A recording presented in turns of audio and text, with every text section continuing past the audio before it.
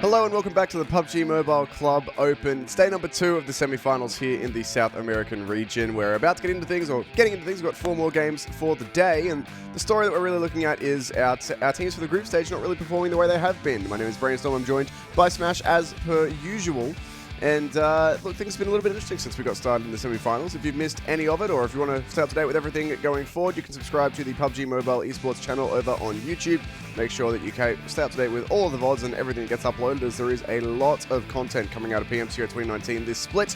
And if you do want to play the game, it is free. You can download PUBG Mobile on the Google Play Store and the iOS App Store, depending on your phone platform of choice. So, our top teams have not been playing too well. No, Team Queso, Brazilian Killers, they've all had a bit of a struggle on day 1 of the groups. This is our group format we are running with today, well, this whole tournament. We started off with 4 groups, 32 teams. We managed to narrow that down to the top 24, 3 groups. This is the phase we're in now, the semi-finals, and from here we eliminate 8 more, get top 16. They play 10 matches to see who wins the regional finals and goes on.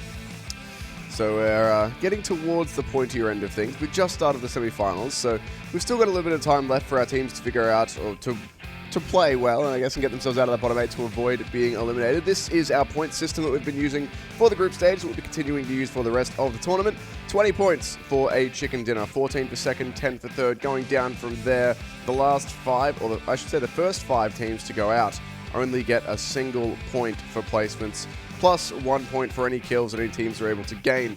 Our groups for the day are Group E and Group G. We checked out Group E up against Group F yesterday, and Group G, we saw a lot of them in the group stages, obviously, but this is the first time that they have played in the semi-finals. Yeah, Group E, as you mentioned, did play yesterday. Bastanos was the pick of the bunch, though. They managed to get a lot of points and sit themselves up on top position. You can see Queso, Brazilian Killers, the teams that I mentioned before, they had a bit of a struggle. In Group G, we're looking at Nova, 6ix9ine. Those are some solid teams there. Team Solid, speaking of solid teams, they made it out on the last possible game they could have. The game 24 out of 24 in the group stage. So if they can carry their momentum into the semi-finals, then we're in for a good one. But we'll have to see. This is a tough group to go up against. It is. I mean, the good thing for all of our teams in this semi-final stage is that as we do have less teams, we still play 24 games, but each team will now participate in 16 out of those 24 games, not 12 like we had in the groups. So there's an extra 4 games. There's more chances to get in your groove, I suppose. And I mean, the other problem is there's less teams, so the bottom 8 is a much higher bar to get over, I suppose. But I mean, I think the thing for me is that we need to have, pardon me, to avoid elimination, we need to have our teams starting off a lot better. Because we had several teams, Team Solid for one, who did pretty much nothing for most of the group stage, and then the last 3 games or so, they pulled out some pretty massive performances and got themselves through. Yep. That's not going to be as reliable in the semi-finals. There's less teams, so, I mean, overall, if we have 32 teams, and there's 4 teams who have just been getting 1 point all the time, then you kick those 4 teams out. You kick those 4 teams out, and you've only got to beat 3 other teams to go out of the bottom 8. We've only got 24 teams now, so the bar is higher. And I think we need to see a lot of our teams need to start performing from the start. Notably, Brazilian Killers had themselves a pretty rough day yesterday. Yeah, they find themselves on the bottom of the board. Well, around about the bottom of the board. There were 16 teams that played yesterday, and they were at the rough end of that stick, unfortunately. We will get into Erangel, our first map of the day. It's been the map of choice for such a long period of time now in PUBG Mobile that you have to feel that the players are very familiar with it, and the players will get very familiar with each other. As you mentioned, they are playing 16 games in this stage each. To get ourselves into the plane. It's always fun to see what skin we'll be using. It looks like this is a popular one in the South American region. It's the alien type skin. You can see him jumping out at you now. What isn't jumping out at me is this plane path. It is a bit of a rude one. It's a little bit impolite. I mean, the teams who like to loot military are living the dream, but we normally only have 3 teams who like to do that, so... Yeah, you get the 2 teams fighting off in Nova. You see them square off pretty often. What I want to see, though, is because we're only down to, we're down to 24 teams, and they're each going to play 16 games. So they're going to get very familiar with each other very quickly, these teams. Yeah. So you might see some little metas forming between the groups. I mean, there might be some different drop zones. There might be some all sorts of different things will come out. So I want to see Brazilian Killers mark themselves in Pachinki and have a big day today, make up for yesterday. I want to see 6ix9ine. I want to see if Pedro can top the pops on the kill charts. If he's able to get a few today over the Brazilian killers. He'll be able to do that. He's been one of the storylines in this competition in South America, as he's been excelling in the role of pretty much staying alive last and trying to get as many kills as possible. Yeah, I mean, the kill leaderboard at the minute, I believe, is 2 of the Brazilian killers players on 22 in the top 2 positions, and Pedro right behind at 21. So he doesn't actually need that much to get over the top of the Brazilian killers guys. Circle has popped, and it's in the northwest of the map. It's not too bad, though, that one. Pretty much everyone's going to be able to get to it pretty easily. It's actually just touching the military island on the northwest side, so those teams rotating out of there will have a pretty good time. Worth noting that we actually have 4 teams on the military island, not 3. Yeah, someone didn't get the memo of it's 3 teams for a military island, all right? No shenanigans here. There's actually 2 teams in the military base itself, and so 2 teams in Novo. It's 6-9 who are the new ones. We had Savage and Real down there yesterday. I'm trying to see who else is with. We got Nova down there as well. 6-9, yeah, Nova, okay. So it is. I actually look at the screen. Yeah, it's got a. This is going to be a bit of a brawl because Nova and 6-9 are 2 pretty decent teams up there. So if they start engaging on each other early, that will please the likes of Team Queso Brazilian Killers, who are these other top teams. See the boys rolling out and see how close they just are on the drop. This is the very first military base battle I think we've had pretty much the entire tournament. Yeah, we could see it come out. We had a circle there. Oh, we get some shots from that 7.62 weapon rolling out. I believe that was the AKM going off, popping off. So it looks like Nova are just trying to regroup and retreat at the moment, not fancying themselves. Both teams have decided to call a bit of a truce. No team likes to go out early, so having those really early engagements where it's less about it's less about, I want to say skill, but if you get dropped on and someone picks up a UMP or a mini Uzi and just shreds you when you don't have any armor, then it feels like it's not a fair matchup. So teams want to eliminate the chances of getting gived on the drop, essentially. No, just back off. And from what we saw, both teams down there did have some decent weaponry. It looked like we had ARs out, as you know, that's what happens when you drop in the military base. But the problem is still, of course, that you're not going to have all the armor you need, you're not going to have all the meds you need. If you do have to start picking people up, it's going to get pretty difficult. And if you do end up in that engagement and you do have a player get knocked, or you manage to knock one of the opponent's players, you're pretty much committed to that fight, as they're not going to want to give their guy up early, and same deal for you. So this was our day 1 standings, or the standings after the first day of play. You can see, most notably, there is a few big names missing. Few names taking advantage of that, and Bastardos, one of them. Influence Rage did pretty well. They were sitting pretty much clear. 9K and SvG. SvG is in this lobby too, so watch out for them. They came in 24th, I believe, in the first stage of games, the group stage. Sounds about right, yeah. So they had themselves a big day yesterday, making up for lost time. Of course, if you are scraping through in 24th place, or you are going in first place to this stage, it doesn't really matter too much. Yeah, there was a bit of seeding, but it's not the biggest concern. Everyone was reset to 0 points coming into this semi-finals stage. Not really a big deal. So having a look at Riald here. They moved over to the eastern side of Novo. SvG already on the way out, so we did have a little bit of action down on the military island early on, but looks like all teams have been able to avoid too much conflict there. No one's really lost anything. They've had a chance to do a bit of looting. Having a look at Kako here from SvG. He's got level 2 helmet, level 1 vest, got some weaponry, so it seems they've done okay. I think their looting may have been a bit rushed by running into each other. But yeah, well, that's the thing with the looting, is if there is 4 teams on that military island, teams might rush a little bit trying to get out of there safely. So I don't think they walked away with what they wanted, as we are on board with one of the SvG players, and he doesn't have a vest attached, doesn't have any first aid kits, does have an assault rifle, but can't imagine he's got a lot to go with it. So maybe there's going to be some teams coming out of this military base that are a little bit short on loot. They're running straight into Team Solid that is positioned up in Milta as well. So Milta looked like it wasn't that hot of a drop, so Team Solid might have a fair bit of loot attached, as we see them rolling out in 3 vehicles, 2 on the bike, with Dacia with the police skin on. They will manage to loot this compound here though, so that's actually quite handy, quite fortunate for them, as they do need that extra little bit of loot. Yeah, they should be able to hopefully touch up everything they didn't already have. Avicii there actually has chosen to take the shotgun, so he clearly didn't have a... Oh no, never mind. No, he did. He just accidentally probably replaced his shot. Yeah, I was going to say, I swear he had 2 guns, but did pick up the shotgun very briefly. Either way, Having a look at the Guardians Imperium here, who Didn't have done the... alright with some looting. They've got a level 3 helmet here. I like that backpack skin. There is obviously a set for that theme, I guess. It's quite nice.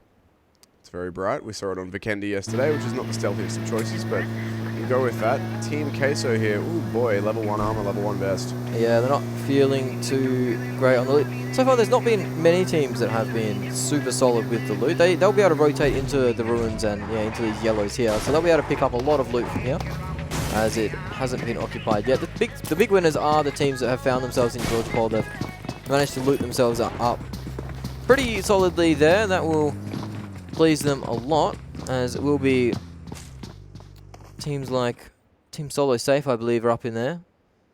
Tell you what, I'd be angry if someone came to visit my house and that's how they parked.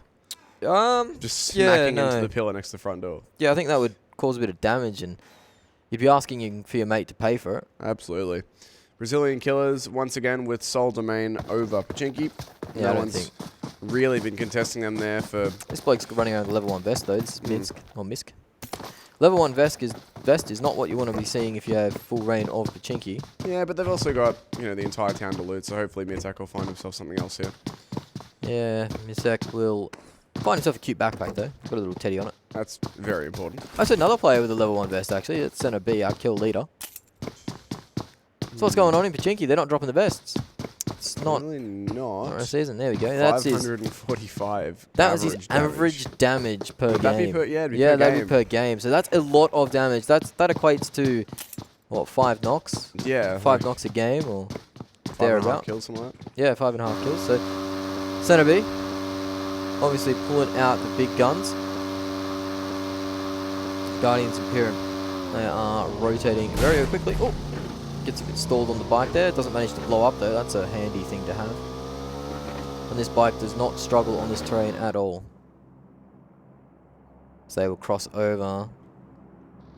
Lots of rotating. There's not a lot of action, as you can hear or see. 63 alive still. I believe we entered the lobby with 63. We haven't seen anyone go down yet. So one team has unfortunately lost a player due to unforeseen circumstances. It's unfortunate, but pretty much everyone's in, so it should be okay for now. Some absolute bangers playing on the radio, though. Absolutely. Circle nearly, well, moving very shortly as the zone is nearly closed all the way in. Looks like all of our teams have made it in without any issue. Nova are only now coming off the military island, but nobody's around to stop them, and the circle's going to shift up and to the west. That actually puts quite a few teams out of bounds. Yeah, that eastern shift, or the western shift, means the eastern teams need to rotate in pretty quickly. We are looking at Gatka Hospital Ruins still in the mix. Pachinki, the edge of it is, so teams will have to rotate through that nasty area of the Pachinki fields, just north of Pachinki as well, the forest area around there, just surrounding ruins, as Team Queso were the ones that found themselves in those yellows at ruins. So they're going to have a decent position. Some different teams coming in as well. Rush to Die have found themselves just north of Gatka in the compounds in that area, so they've got a decent position too. Brazilian Killers look like they are still just having fun in Pachinki as we see a battle on Everest break out. The first damage does rain out. It is the Bastardos, the leaders at the moment, coming at it. They are the Solo Safe up there, I believe. Yeah, so Bastardos might choose to disengage, as it looks like they are out-positioned at the moment.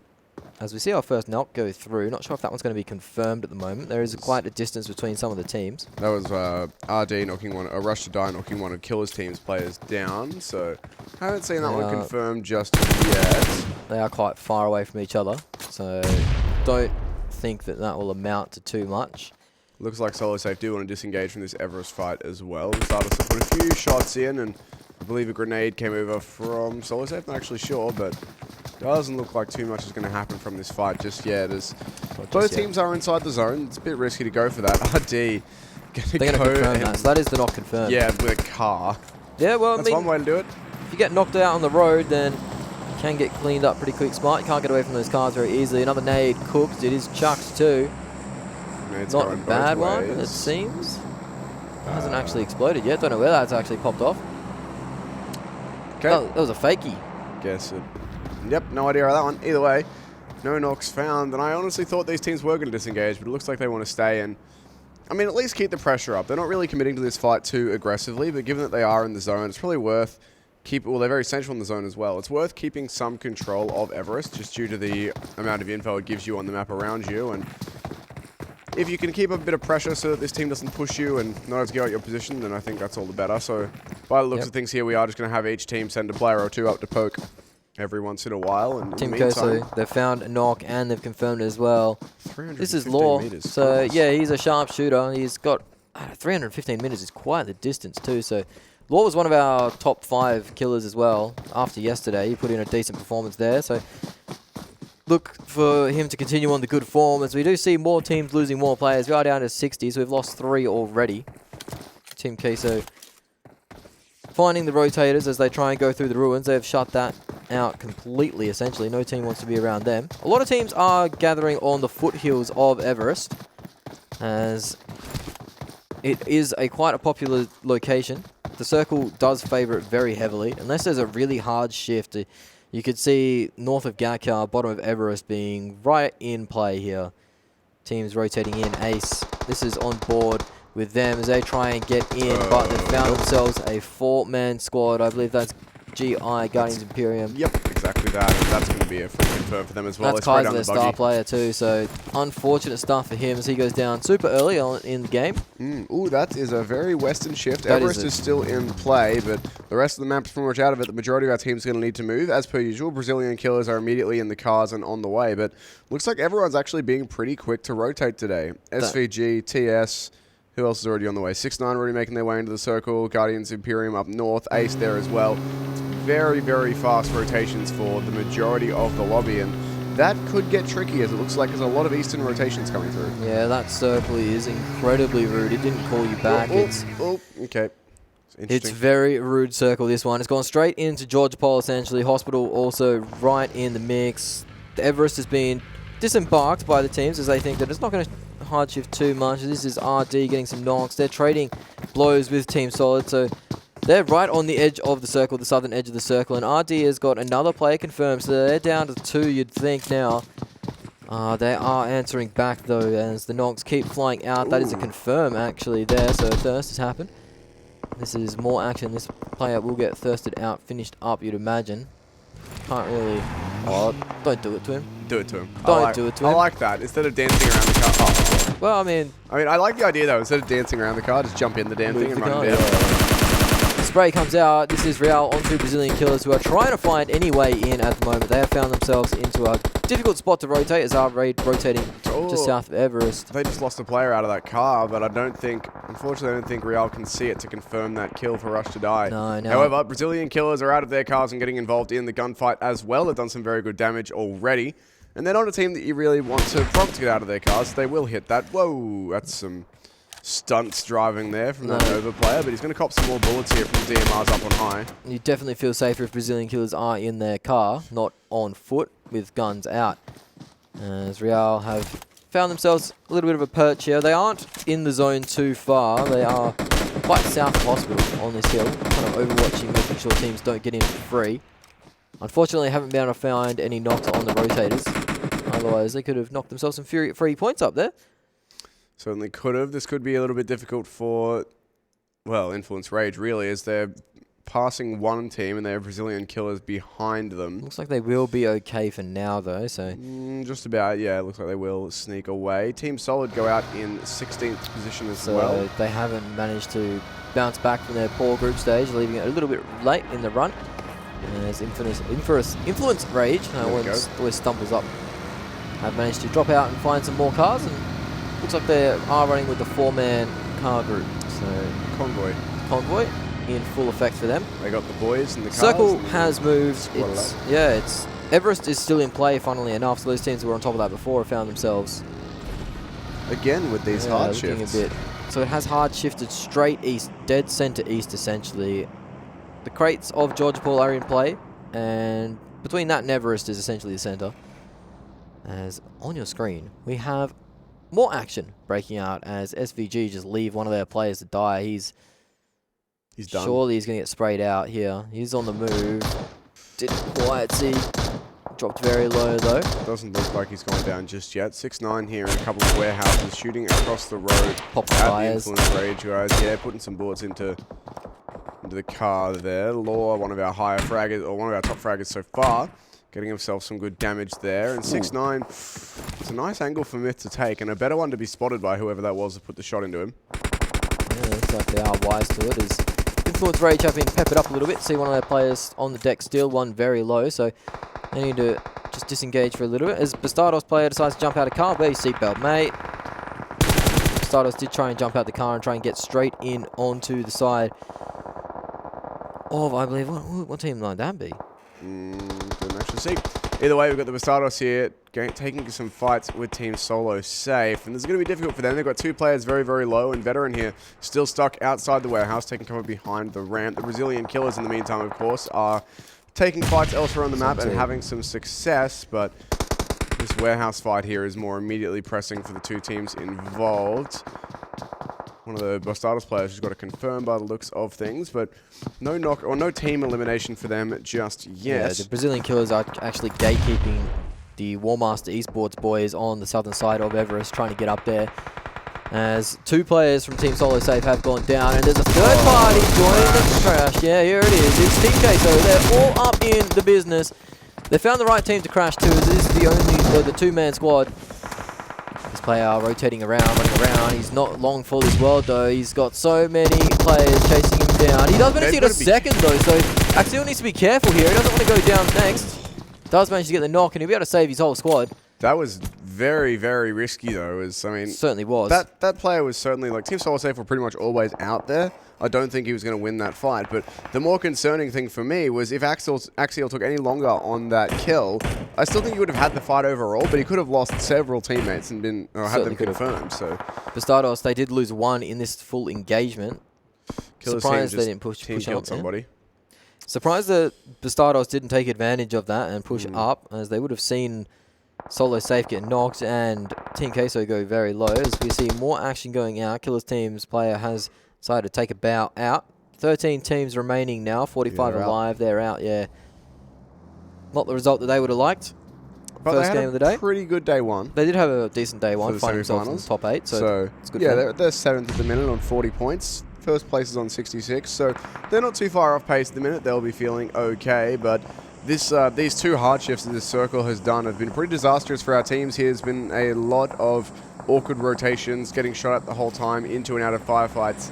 It's been a difficult start for them, and the circle's about to move again. It's going to go, well, a little bit western, but nowhere near as big of a shift as we've seen previously. That said, there's only a couple of teams in this circle. Brazilian Killers are still on the far side of Everest, but will immediately get a move on. The action is going to really be on the northern side of this circle, where we have about 8 teams coming in. The Georgia Pole Crates area and the South George beach line there. That's going to be kicking off any second now. We are on board with EVO, who are in the hot seat, essentially, between a lot of squads coming in here. You can see on your screen just the amount of colours there. It's like the rainbow, mate, spewing across your screen. That is all the teams in the same area. This Wizard Tower is not exactly a place to be. Worth noting as well that Rush to Dive have a couple of players in the water here that EVO are looking for, but haven't been able to spot them out just yet. More smokes will come out over in this warehouse fight that is still ongoing here between Team Queso and Bastardos, now that Team Queso have gate crashed it, and both teams just decided it's time to throw smokes, apparently. It's about 6 bloom. Well, Queso's little shack isn't actually in the zone, as Nova are getting aggressed upon, and now Brazilian Killers from on high are getting stuck into them. Team Queso are third partying that, so Nova are getting sandwiched at the moment. This and that is the could Brazilian Killers we've been waiting for. Certainly is. Didn't really show up yesterday, but today they've had themselves an incredibly hot start. Team Queso actually getting into the warehouse here that is inhabited by the Bastardos, getting in very, very close indeed. The smoke's not going to give them any cover. This comes down to the gunfights here. A lot of damage being done. Obviously no grenades there for Team Queso. If they've thrown them, could have been it. There's 2 knocks though. Rush to Die in the meantime go out, but this should be another team joining them. Leaders. That is indeed the leaders. Bastardos going out in 12th position, getting rushed by Team Queso. And of course, that fight was all going on at the very edge of the zone, so it's an important one for them to win. Got a few snakes behind the Brazilian Killers. We've got WarMaster, and we've got the side of Nova active. And we see the WarMaster guy try and take shots at Brazilian Killers. He does knock center B, but gets answered for his... That was 2 teams knocked out and 2 kills, by the way, there. Yeah, it certainly was. And there's still more snakes to go as Nova only have 1 player up. This is Influence Rage. They are peppering, throwing shots into this stack of players. We are into our top 10 with 9 teams remaining. 8, maybe.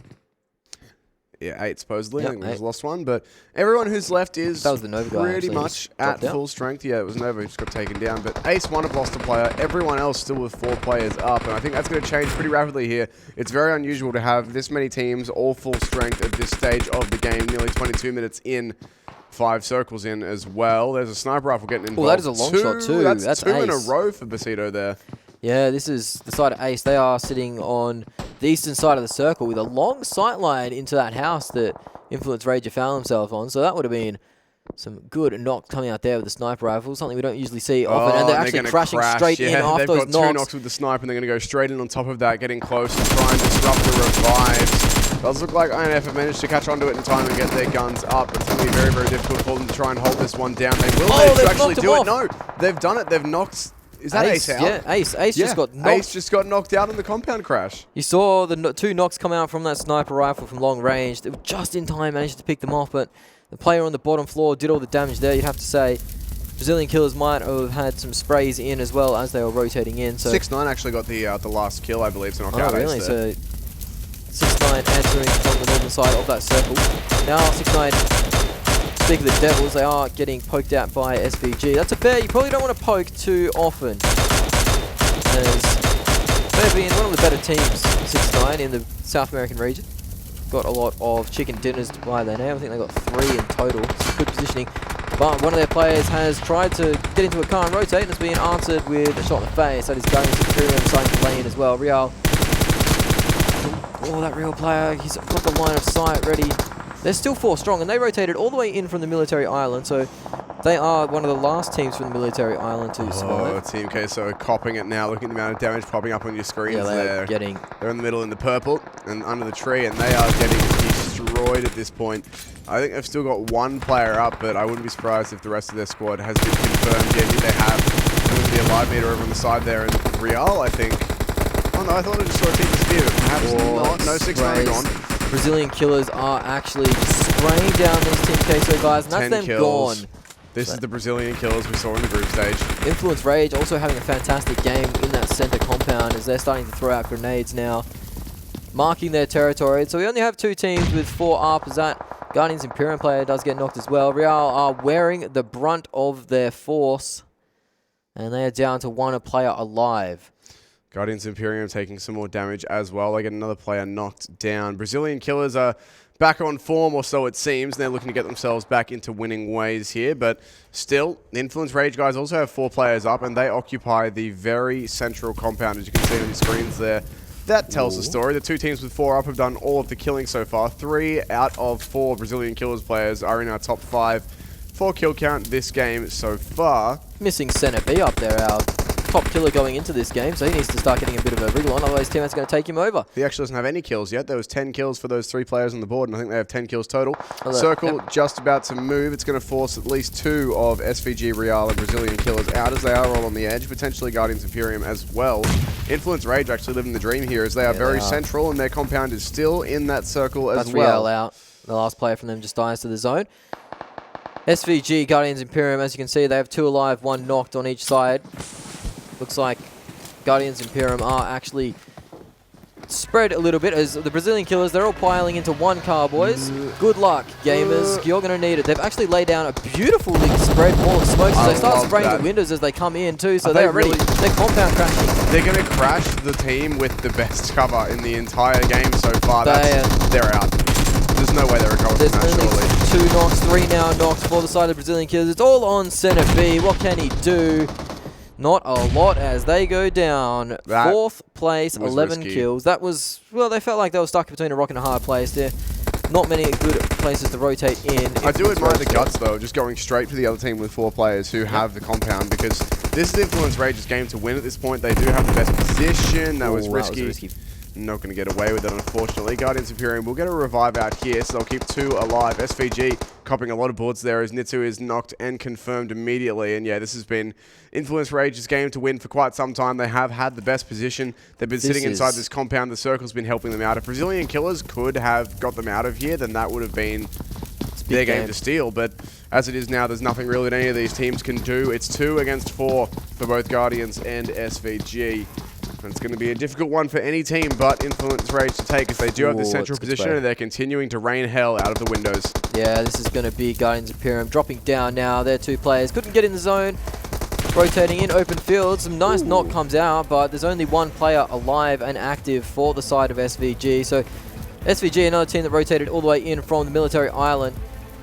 You'd think they'd take second place here. Yeah, they're going to confirm themselves to the zone. So that is Influence Rage taking full advantage of that circle feed and netting themselves a big chicken dinner. Brazilian Killers, the other team that dominated with the kill points as well. 14 kills for Influence Rage during that one. Brazilian Killers also had themselves a pretty good game with 11 kills all up. But 14 in the first place for Influence Rage. You're going to be happy with that. That is a very good start for them. And they were in second place. So they did get a chicken dinner yesterday as well. So that will be catapulting themselves into first place with 34 points all up. Yeah, they had a fantastic day 1, and they've backed it up on day 2.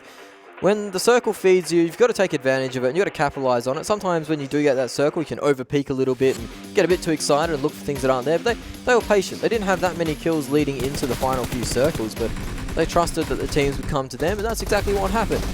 Brazilian Killers unfortunately didn't manage to get that compound crash off. This was some big warehouse fight, getting Bastados out. 6-9, they weren't able to rotate in to where the circle ended up. Just on the foot of Everest. So congratulations to Influence Rage. They're having a fantastic run of it in these semi-finals. They're a little bit lackluster in the groups. They didn't set the world alight, but they certainly are in the semi-finals so far, Tim. Yeah, they've played very well, and they'll be happy with that. 2 chicken dinners out of our 5 games thus far is a pretty definitive statement for themselves. Yep. I do like the Brazilian Killers got straight back into this game and started swinging hard, as yesterday they had 2 15ths to start off our first 2 games, which is not the kind of form that we're used to seeing from them, and I think it's a bit more back up to their speed that they do decide to go out in a blaze of glory, taking fights in their own terms, which is what we saw a lot of in the group stage, was them just being like, yeah, all right, you're over there, we're just going to crash you and see if we can outshoot you. And a lot of the time, they could. Doesn't work out this time, but they're taking fights in their own terms again, which is the return to form that I think they were looking for. And Influence Rage, as you said, they played it very well. They did have, I think, the only compound that was available pretty much as soon as the circle did shift to the east. So they were there the whole time. The circle favored them. And, I mean, you got to take that, right? We'll have a look at the scoreboard of that game as well. It's Influence Rage up on top. 14 kills with the chicken dinner. Brazilian Killers, they went out in 4th, I believe, but they managed to pick themselves up 11 kills. They will finish up in 2nd overall. Team Queso 6-9, also in the top 8. So overall, a bit of a return to form for our teams that were higher up in the group stage. Certainly were. It's good to see teams like, as you mentioned, Team Queso and 6-9 up there. EVO E-SPORTS managed to grab themselves 7 placement points. They were rotating in off Military Island as well, but no kills for them today. Rush to Die, they managed to get 4 kills to their names. That will boost them into the top 8 for this game. On the bottom end of the board, we see Ace 1. They didn't end up getting any kill points. Nova had a quiet game too. They were another one rotating in very long way. Team Solid and Bastados, only 3 points to their names. Team Solo Safe went out in last place. WarMaster, they had a rough one as well. They were gate-kept by the side of Brazilian Killers. And that's rough. So that is grim stuff for them. But that's a good start. And this is the overall leaderboard now. You see Influence Rage taking a lead. Points. And that's on the back of those placement points. You see there, they got 61 on the things. Bastados, 2nd place, they have 36.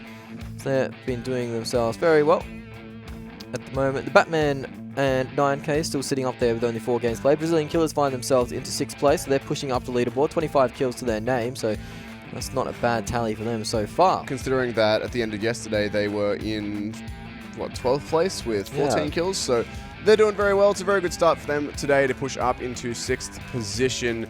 Having a look at things overall, we do have, of course, our teams who played yesterday and are not playing today will be starting to free fall down the rankings, as we do have Group E getting up to their 8th games of the day. That's Guardians Imperium after 1 game, pushing themselves up 15 points up into 14th place. So already overtaking a lot of these teams.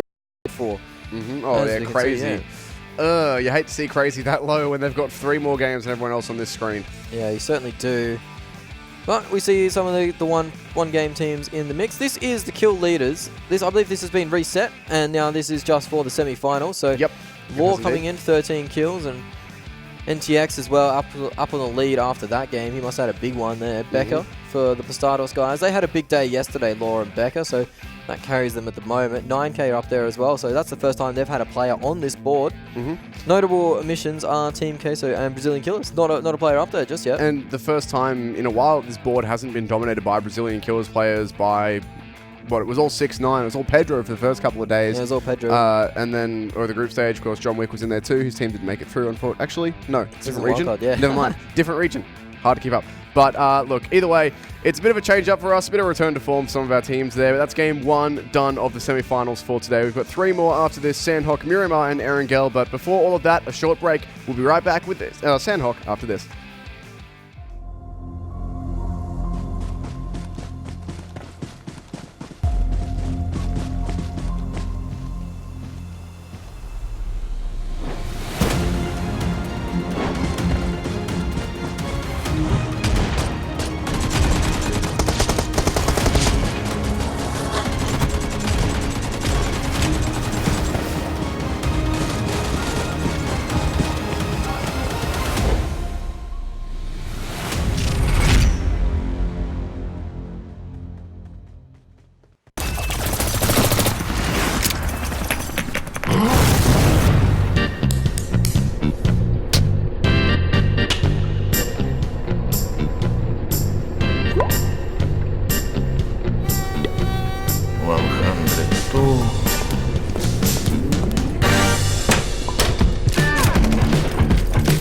PUBG Mobile Team Deathmatch. A quick game for those short breaks. There is a better choice.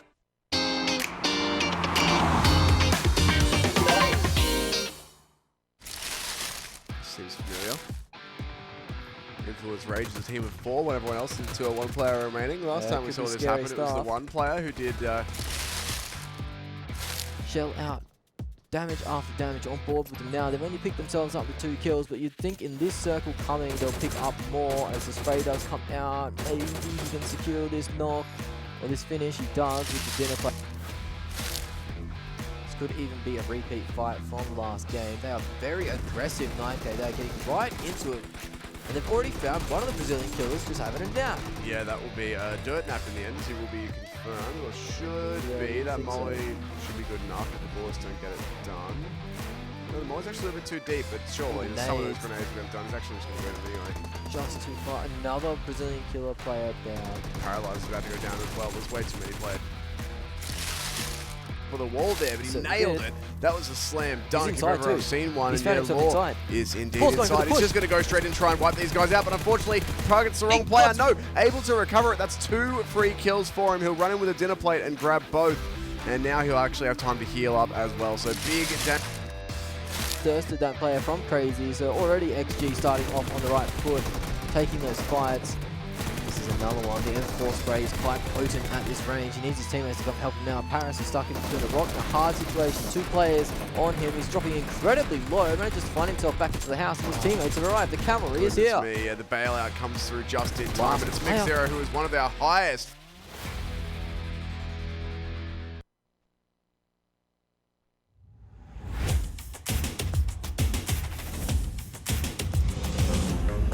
Both of these Cover for teams. now, Both but- these teams had a pretty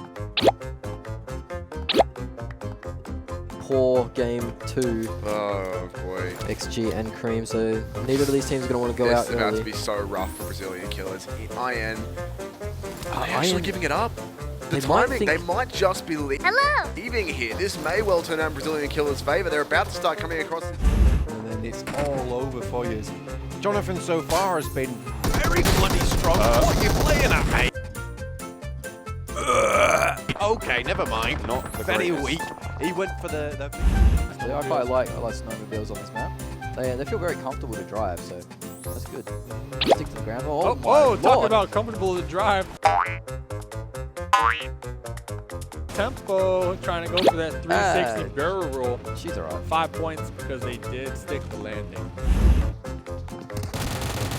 Yasha up the stairs, does find the knock, refrag from Unique's teammates.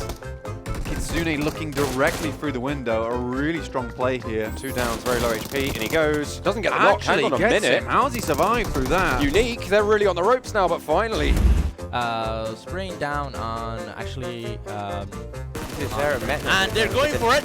Is this going to be execution? Yes, Iraqi Elite is Oh, going he for gets it. hit by the And car. Quiet falls. The rivalry could go ahead there at the end of the game if it continues on. S7 at the moment, 4 kills in the bag. Oh, you're sliding. Ooh. All right. He made it into the water eventually. Yep, nope, we're fine. Nope, they're still falling in. All right, well.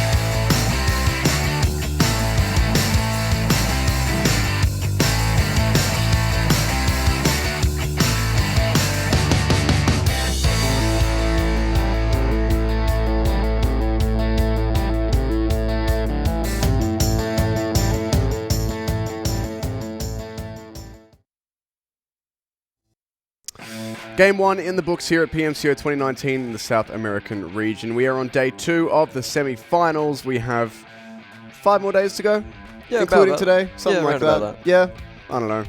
4 more days after today. Whatever it is, we've got a lot of games yet to be played. 16 per team, 24 all up. And our first game of the day was a little bit of a change of pace for us. We did have a few of our teams who performed better in the group stages coming back and showing us some of that old form. If you did miss it, if you want to stay up to date with everything, head on over to YouTube and subscribe to the PUBG Mobile Esports channel where all of the VODs are uploaded. It's also streamed live, so there's multiple ways of keeping up with all the content in all, or not all, but a lot of different languages. I'm not sure how many it is, but from what I see in my subscription feed, there is a lot. And if you do want to play the game as well, PUBG Mobile is available for free on the Google Play Store and the iOS App Store, depending on your phone platform. So there you go. That's how you can get involved. Either way, we now move into Sanhok as our map rotation's a little bit different the way it works for the semifinals. In the group stage, we had Erangel first and fourth. The middle 2 maps changed. In the semifinal, we've only got 1 map changing. That 3rd map, we have Erangel, Sanhok, something, Erangel again. So we've got Miramar and Vikendi swapping out in map number 3, and it's Miramar for today. So Miramar day, my favourite day. Is it? Yeah, I like Miramar better than Vikendi. I mean, look, I agree, mainly because, you know, bigger. Yeah, Vikendi plays slower. Despite being smaller, Vikendi plays a lot slower than Miramar does, as well as Miramar. I think that's just because Miramar has less compounds. I think Vikendi has the most at like 26 or 28. And something like that. Miramar has only 16, I believe. So there's a lot less place to hide. This is Sanhok though, and as you can see, it is only the 4x4 version of the game. It had 20 towns in it, so there is a bit of room to maneuver. The QBU, unique weapon. Having a look at the temple on screen, which we still haven't actually seen being played out. No, we haven't. We haven't even seen teams like... I mean, I'm sure teams have been there, but I don't think we've actually seen it on camera. Or at least that I've noticed. We probably have. But either way, have a look at this plane line. It is heading to the northwest. It's Center B painting the plane too. Big baller shot caller. He's got the dollars out and he is putting the paint on the plane. How are they going to do that, you reckon? They're waiting there to jump out, but before they do it, they go out and climb the outside of the plane with a paintbrush. Spray it down. Yeah, that's it. A couple cans of spray paint in the backpack and away you go. Either way, plane line has pretty much completed now. It's not too useful for the top half of the map, but then again, this is a much smaller map. It's a quarter of the size of Erangel and Miramar, so if you do have to drop in the bottom half, you can still make it most of the way to the top before you even touch the ground, and we'll see that here. We've got our middle cluster of teams making it all the way up to Paradise Resort before they're on the ground, and potentially even further. So look at this fit, though. That is a rude fit. He's got the bunny head. He's got the crop top on. Amazing stuff out of Team Solid and their fashion sense. Can you please put a helmet on, sir, so you stop looking like a Wally? There you go. There you go. He's found himself a helmet. Doesn't look so silly now, as we are zooming into boot camp, a place where it's been the hot spot to drop the Booty C.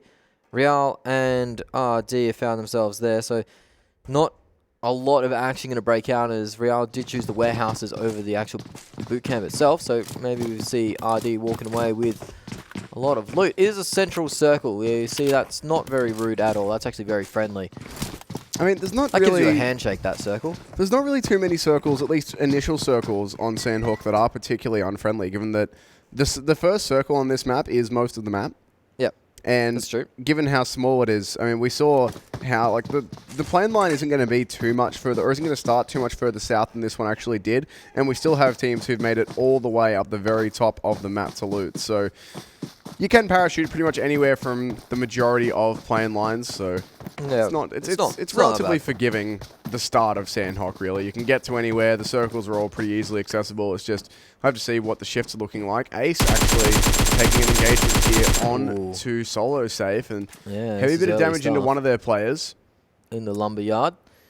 Hold on, those Ace players on the other side might actually have a line to... This could be a very big flank coming out from Ace. Pistol in the head from that far away from Vecito up on the hill. It's not a bad shot, as we are on board with Kaiser. He is... This is 2 players going for solo safe. Yeah, this is disastrous for solo safe. They are not getting out of this one alive, you'd say, unless the Harry Houdini has picked up the phone. Don't think they're going to get out. That is a big pistol shot, though. Oh, that is a fantastic nade, though. Dunked him. He's going to go down fighting. It's dark. He's quacking. He does. He's got the second knock. Oh, that's disgusting. Here's the third player as well. No, surely not. He's done it. He's done it. He's got the 3v1. He could solo wipe Ace here. They still have one more player somewhere, but... Oh, my That snipe was filth. Where is that last Ace player? He's out. Running. He's bailed. And Fernandez He's might getting actually be popped. able to confirm him. Ace are going to go out in Oh 16. my little ducky. That is the most disgusting player I've seen in the PMCO. How's First he gets that for a turnaround? They Oh. were done for sure. Take a bow, son. The perfect nade into the Kar 98 headshot straight up. 358 damage off given. the start. Oh my lord. Goodness me. That is absurd. need a moment. Look, I'll talk for a bit. You take a second. SvG and Killer's team taking control of this compound. Killer's team will be the ones making their way in first. SvG do have themselves spread out around the outside, but won't have a line on any of these players just yet. Yeah, Killer's team are going to get the information now as they start to prone out. Just hanging out in the building. They'll wait for any sort of push from SvG, but they are in the center or the north center of the circle, so you wouldn't expect too much to come of it. Those angles that those SvG players are holding aren't fantastic on that high line just because of the roofs are so low on these houses. You are quite baited into thinking the high ground might be alright, but you can't really see into the windows too well from there as we are on board with one of them now, Swagger. You can see he is moving more level with the buildings just because those roofs are so damn pesky hanging down so low. Yeah, there's not a lot of angles you can really use. And you already see there's two players, Avicii and Kako, who've moved in on ground level trying to find an angle here. And Killer's team, for their part, they are able to just hang out here and wait for the push to come in. Nitsu from SvG is just coming off top of the hill. He would have been up there playing lookout, making sure that they weren't going to get third-partied by anyone. There was no one coming to crash this.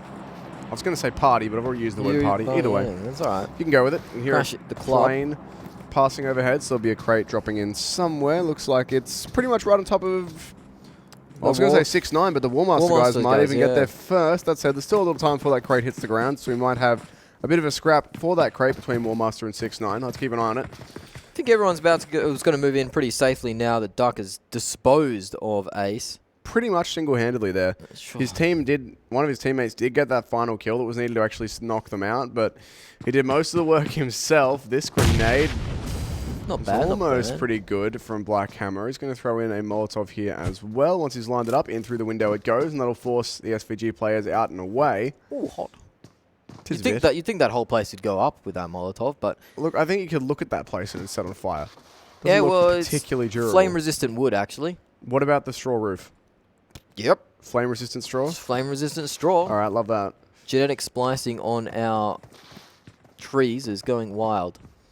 Killer's team, oh well, not even Killer's team, just this player. It's average 279. Average That's not bad 279, from yeah. Killer's teams, considering where they finished off in the standings. Getting 279 damage a game isn't too bad from that man. Do you reckon that'd be sewn or like something? Would you say one in there? I don't even know. Sown, Could definitely. go with sewn. That Sewn. makes a lot more sense. SvG actually have managed to encircle Killer's team here and gonna jump down and land on the roof. Okay, okay. That would have been heard though. Certainly would One of have. these players is like, oi, Santa's here. On the roof. Here. No chimney. Can't get in. He's not bringing presents though, which is not really what you want from Santa. It's actually, despite the gunfire that we heard on our screens, it's not happening over here. Yeah, it's SvG though do want to force the issue here. They're trying to get inside these houses, and Killer's team, they're hearing a lot of this action, but not able to capitalize on it just yet. Neither team has found any damage. With that smoke there, I wouldn't be surprised to see one of the players just open the door, charge in through that smoke. It's 1 for 1. Is indeed so far. SvG will get themselves another one there with Avicii, but Killer's team are actually trying to get out of here. They've decided they don't want to be here. They're going to bail. There's a player jumping over this fence here, and this could be pretty risky for them. Well, they're going to push in now they're gonna for go back. sure. They're going to definitely push in now for sure with those knocks coming through. There is a lot of weak players on the side of SvG. They have been picked up, but they're so weak, and they might choose to disengage now. And Killer's team starts to find the sprays. That's one knocked in the ground too, so he is gonzo, thirsted easily. And it's down to a 3v3. This cooked nade could be alright. Does pull it out once more. Just waits and waits and waits. Does the ooh, Okay. just skims the player, so not the perfect Grenades nade, in this but game have so much longer fuses than I expect them to. Every Yeah, time. certainly, I'm just yeah. like, he's been holding that for too long, and then it goes off 3 seconds after he throws it. yeah, it can be quite deceiving. And oh, that's a nice angle to come in through. That's a Bait and really switch. That's a really well played little bait there, diving into the corner, bringing him in. That is a problem now for SvG, as they do only have 2 players. Killer's team already taking a time to move out by the looks of things here. They've done their damage, and doesn't look like they want to stick around for the wipe. Well, actually, never mind. I take that back. Wilsra is actually going to try and flank them out here. I thought they were bailing, but instead they're setting up a big old pinch onto these SvG He players. might go for the roof dive once more. Diving in off the top rope. He's actually just hanging out waiting for a third party maybe to show up, try and get some kills. So he's just watching over, making sure all the fellas stay safe in their aggression. As the circle's just very friendly, moving in, very safely moving in. Not a lot of drama to report. There is some action going on. This is a fight that's been going on for a while. This is Team Queso, 6ix9ine, and Real all going at it. This is a three-way engage. 6ix9ine are losing out pretty heavily on that front, though, as Team Queso have an off angle on them. Real was the main focus for 6ix9ine. So this fight has come to a standstill for the moment, as those two players from SvG have found themselves in houses they're just bunkering up in. This is still in the zone, as we have mentioned before. So Wilsra's repositioning as well. Is he going to do it? Yeah, there they go. He's going to jump in. On the roof? It's a big leap. He's going to get in on the roof here and make a bunch of noise. That will be distracting to the SvG players inside. And of course, it is a 3 versus 2. Advantage is with Killer's team here. Just got to be careful so they can figure out exactly where SvG are playing from. Might have some action on the western coast as well, as Brazilian Killers have moved over the river of Pioneer, and they've found a few squads around in the area. So look on the kill feed for that soon enough, as we still follow all the action from this SvG Killers team fight. They're getting closer and closer. They're 2-man breaching the compound. The spray does come out. The jump spray gets one, but it's not enough to get the second. The last player from SvG pushes through. He does get one, so 1 versus 1. He pushes around the corner. Not enough on the next one. So that would have been an elimination, though, if Killer's team had lost that. If Zone goes down there, that's their team eliminated. As it is, it's SvG who will bow out in 15th place. Not the start they would have been looking for, but a well-fought battle for them. Ooh, this is RD onto Nova. This is in the booty seed, the booty camp. As Brazilian Killers are hearing all of this, and maybe they'll try to choose to rotate in. On board with Bastardos, who, as you can see, are getting flanked by the Brazilian Killers, and they are wary of the boot camp action. They might set a trap here for the Brazilian Killers, as more shots rode in from everywhere. This is so much aggression on this map, so many off angles being held. This is going to be an underground nade. Maybe just cook that. Brazilian Killers push around. They are getting sprayed down. You don't want to retreat back into your nade, though, so be careful. He does! He retreats back into his nade! That's not what you want to see from Brazilian Killers. Oh, Bastardos here going to take that time to push in very close. Lupez getting in up in their faces. Not going to be able to find anything just yet. And that res. That's a full 10-second revive. That's very risky indeed. That nade is going to go a little bit too deep, but in the meantime, it's actually Brazilian Killers who get the job done with the nade, and they've somehow been able to pull that revive out. They've been gifted enough time. There's still not a lot of health left on these players. Swagwin is just raining in artillery shells at the back there. He had the perfect so much angle. Damage. Exactly that. Stardust are suffering here. They've just lost like 3 players to grenades. That's a lot of work being done here, and now it's all up to Lupez. He is going to try and thirst what he can, but he's been knocked out. Brazilian Killers, they do lose the 1, but they come out of that with 3 players. Somehow, in the chaos, they get the better of Bastardos. Oh, Center B. He fluffed that up with that grenade. He threw it down. Didn't realize he didn't cook it very well either, so he runs back into it. A lot of action on the top of the mountain. Teams would have heard that, but not close enough to take advantage, as we are playing pretty passive at the moment. It's got a lot of teams taking a lot of damage, a lot of knocks, as we are down to 43 players alive, 13 teams remaining. One of our faster games of the South American semi-finals so far. I mean, Sanhok does well, that's the thing. It's a smaller map, so it either tends to be a lot faster or really slow, depending on if teams are taking things cautiously or not. There's no real middle ground for it. Having a quick look at the kill leaderboard so far for this map, it's Zone with 4, sitting up on top. Duck with 3, that heroic, essentially 1v3 at the very start of the game to knock out Ace. When you thought for sure Ace had all the advantages they could have needed. And that was with 3 different weapons as well. He lands a grenade on the first player, cars the second player in the face, and then gets an SMG out for the third, Mini Uzi, I believe. So some nice variety there for him. As we do still have 13 teams up, 43 players alive in our second circle. Everyone inside and safe for now, so most likely not a lot of action coming out here. Looks like Team Solo Safe have found themselves a crate as well. Actually, no, that's Team Solid. I lied to you. Team Solid found themselves a crate, have they? Yeah, they have in that southern side. There is a lot of teams on the south side. There's 3 of them there. Team Queso are just north of them, so that makes 4. WarMaster. There's a lot of teams spread out pretty much equidistant on that southern side. Just taking a break in the action just for a moment as the circle decides to move itself in. It should be shifting to the east, given that there's still that river in the western side of it. And Yeah, if it goes hard enough east, it might actually displace most of our teams. Yeah, the barn. Well, yeah, barn is still in play. So It's not barn like the building. It's a little bit different, but see where you're going with this. Solo Safe going to grab themselves a knock there That's as a finish well. too. And a That's finish onto one of those Nova players as the circle just north of bootcamp now. is in its last couple of movements. And let's see. No, it's actually a central Centers shift. So that's only really Team Solid and Solo Safe who need to move. Brazilian Killers and Guardians Imperium need to take about 3 steps forward for what it's worth, but Yeah, not a really big deal for them. So lots of room in this circle still. There's so much room. A lot of the teams already positioned inside the circle, and it's the teams that are looking to rotate into the circle, they're pretty safe. As I mentioned, there's so much room. I don't know how they got such a big circle. yeah, it's friendly. We'll say that about Yeah, it. it There's is- not it's really a friendly. whole lot of teams need to do here. They can pretty much stay in place.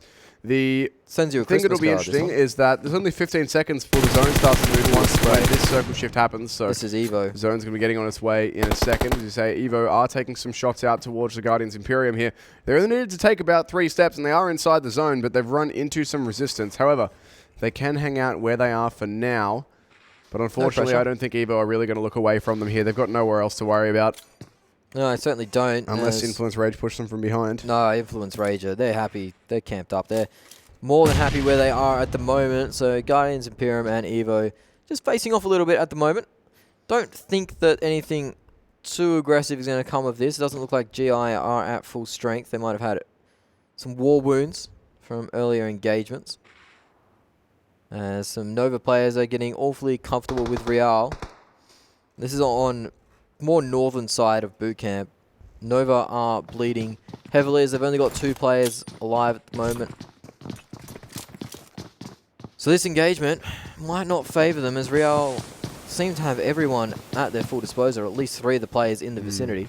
And they seem to have some pretty good positioning taken up as well. Everyone has a good amount of cover to work with here. Certainly do. Brazilian Killers are right on the edge of that circle on the western side. So they'll be pretty happy. They'll be pretty comfortable with the way things are going. Real did send one of their players up to scout and try and catch out one of these Nova players, or the Nova player who is close, I should say. We're not going to get anything out of it just yet. No, not just yet. As once again, things are all quiet on all fronts at this point, as everyone is pretty well safe and secure in their compounds, in the bits of cover that they've found so far. The circle is not really making anyone do anything in particular, and I wouldn't be surprised if we do just have another couple of minutes of inactivity until this circle does move again. The zone is already on its way in, so we're not going to be sitting here quietly for too much longer, but these Nova guys, I mean, V2 in particular, he's on his own right now. They've lost 2 players. His teammates backing him up on the hill. He doesn't really want to get into a 1v4 here. It's not one he'll be able to win. He's not looking for a fight. He's just looking to occupy ground for a little bit. Well, it might get poked out. It might get a nice angle on them. His RD. They might find an angle here, but I think they're more worried about what's happening on the southern side of boot camp than the north at the current time. They are spread out quite a bit in the boot camp area. Rush to die, that is. Team Queso find themselves all stacked up pretty central. As the circle is moving in, nobody's going to be hit by it. Brazilian Killers are the closest to the edge. But you feel like they're pretty comfortable in their positioning at the moment as they have good line of sight on pretty much everything. They haven't moved from where they ended up taking out Bastardos. This is on board with Real now. As you see, they are just in that top 8 with 44 points. They're going to be looking to increase that and cement themselves that spot. And they do get a circle feed a little bit as it is, again, just gone straight central. This one, if the last one gave you a Christmas card, this one's giving you a foot massage because it is very, very friendly. That said, it is forcing a bunch of teams in the southern side out of their compounds, and this is a bit of a saving grace for the Guardians Imperium as EVO will not be edge camping them anymore. They're going to get their own rotation happening, so a bit of a saving grace for them, but unfortunately Guardians Imperium, as we can see on the map, are going the wrong way. They're rotating towards Brazilian Killers. They might be able to take a 3-way engagement here with Rush to Die, Brazilian Killers, Guardians Imperium. Guardians Imperium might be the benefactors of this as they might come in behind Brazilian Killers as they are aggressing. EVO are pushing into Influence Rage as well. This could be a 3-man fight too. Team Queso, Influence Rage, and EVO all in the same area. As we see shots rain out at the top of the board, that is 6ix9ine getting into the mix as well. They have themselves a compound with 2 of their players alive. Brazilian Killers about to get sandwiched though. This is going to be very hard to get out of. They'll have to work some magic here and kill everyone around them, essentially. As EVO are pushing in, but Influence Rage seem to have their numbers. You can see it on the board rolling out. It is Brazilian Killers and getting some kills actually at the moment. Center B making up for lost time. Indeed, a lot of gunfire That might be Guardians here, Imperium out, by the way. That is indeed them gone. Good shots from Mendigod. Not quite going to be able to knock that player from EVO, but does a lot of damage to them. Mendigod probably one of the MVPs of day one, but Brazilian Killers have found themselves with 2 on the deck, and Center B is the only man up, and he's heading for the hills as Rush to Die have eliminated the threat almost of Brazilian Killers as they've taken out 2 of the players, and now it is just Center B all alone with the blue at his back. He's going to have to try and either third party an engagement or sneak in. Brazilian Killers find themselves in a rough spot as Team Queso are starting to get some shots in to Team Solid. They've taken out 2. Team Solid are in a fight with WarMaster, so Team Queso are being naughty boys, third partying everybody at the moment. It's a bit cheeky. It is a bit cheeky, but you make the best of the situation you're given. Absolutely. And Team Queso are one of those teams that definitely need the points. They certainly do. They haven't had the greatest of starts to the semi-finals. They had a much better time last game, but first day was pretty quiet for them overall. They did do... Where did they end up? They ended up on the second page, then down at 13th. Yeah, down in 13th. So they did not have a great time yesterday. They've done it right after game 1 today, but they'll be needing to pick things up just here. And looking a bit better for that so far, as they are still alive and doing all right, but still 12 teams remaining. Center B might be able to get a nice flank onto the EVO guys here. He's pushing in. You can see on the top left-hand side of the screen, he's running in as the EVO guys about to straight right into an Influence Rage crosshair. They've been gifted today, and they're gifted kills at the moment. As it does look like there is action on this southern side of the circle. Just keep raining out. EVO taking casualties in massive numbers. Yeah, another one hits the deck. There's one player alive. There they go. They're out. Done. EVO are done. They get taken out at range by some DMRs. Circle has shifted south as well. So Team Queso, Influence Rage, and RD Rush to Die. All very happy with this shift. I think we'll find that the northern side might start to kick off now, as Real have found themselves rotating in quite early. 6ix9ine pushing in as well. WarMasters are being gate-kept by a few teams, so they're having to rotate north to get in. Killers team, solo safe, they've been poking at each other for quite a while, and the last 2 from Nova, who have been pretty quiet, will have to move in finally. They'll have to see some action. As we are on board with Team Queso, they have been knocking players out left, right, and center. Haven't been able to get the most kills out of it, but found themselves with nice angles, and this is where it's going to start to kick off for them. They're in prime position here to lay some damage in. As you see another knockout from Ayla, one of the stars of the team. Not quite going to confirm that one though, but he's playing with the door here, playing with his angles, trying to catch out whatever lines that he can. And Team Queso are in a pretty comfortable position here, being in the only compound within the circle. So one of the WarMaster players going down pretty quick. Center B has managed to sneak his way in though. He's playing very, very cautiously, very sneakily. And if one more team goes out, there it is. He's actually in replacement points now. He certainly is. As that northern side, as I said, is kicking off. 6ix9ine, Killers team, and Real all going at it. This is on board with Killers team, who have 4 players alive. Not for much longer though, as Real has knocked them all down and finished them out too. So Killers team have dropped down. You can see the teams that with at full strength there. As, oh, that's actually Team Solo Safe taking a lot of damage in the blue. It's not really blading in it. 6ix9ine gatekeeping the WarMasters, boys. So that's 3 kills essentially for them. 3 kills. Yeah, it's not looking too comfortable for them either, as I believe we just lost another team there. I think we did. Looks like it was Solo Safe that got taken down. Yeah, they were in the blue, so wouldn't have taken much to knock them out. As we have a lot of walking wounded squads. Influence Rage lost a member and got confirmed as well, as WarMaster Esports only have 2 up. Now are getting peppered from all sides, as Rush to Die now start to get aggressed on a little bit. They've managed to get themselves a 2-2 split. 2 of the members in the southern side and 2 members more central. At the moment, it is Team Queso dominating the circle area. There's a lot of room in the circle, though, and the sprays come out. That is actually 6-9 going down. WarMaster's getting the better of that engagement. I thought WarMasters would have been stuck for sure, as they were in the edge of that zone as it moved in, but looks like they are okay, at least in terms of the zone, but they're already copying a lot of shots from TQ in the huts above them. And those Team Queso players still are just in the circle now that it's moved. Their huts, well, the very edges of them are in there, so they do have some safe places to hide, some safe cover, and that's more than what a lot of the server have going for them. Nova dropping players now as well, down to just 1 here, and he wasn't even taken down, so Nova are out. Rush to Die still hanging about with 2 players. I don't think they're going to be able to res their third. Not sure exactly where he went down, but looks like they are stuck with 2 for now. He's done. He's gone. So it is 2 players down for Rush to Die. One and gets look at this knocked. from TQ. They're in the only huts. So I don't think they're going to be lucky enough to have the circle favour them again, no, but they might do have have some good cover for now.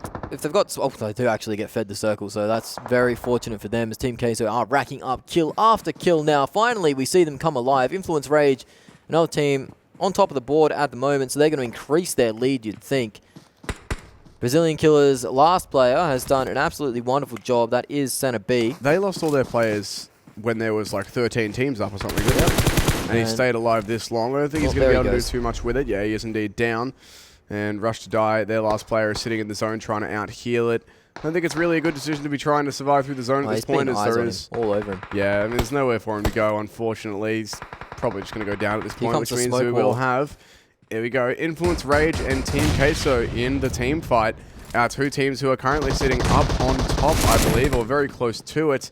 And Team Queso so far on 9 kills for the game. This would be a very big win for them if they could take it. As you said, they've been fed the circle. Their cover is so much better than anything that Influence Rage have going on. This is a very difficult fight for the Influence Rage boys to win. This has got the smoke. Team Queso has also got the smoke wall out, so if they do have to move, it will be in vision obscurity of Influence Rage. Influence Rage had an absolute stunning start to the semi-finals. The second place here wouldn't be too bad for them as one of the players is moving in on the blue. He might get knocked by the blue actually, so yeah, he's down to the blue.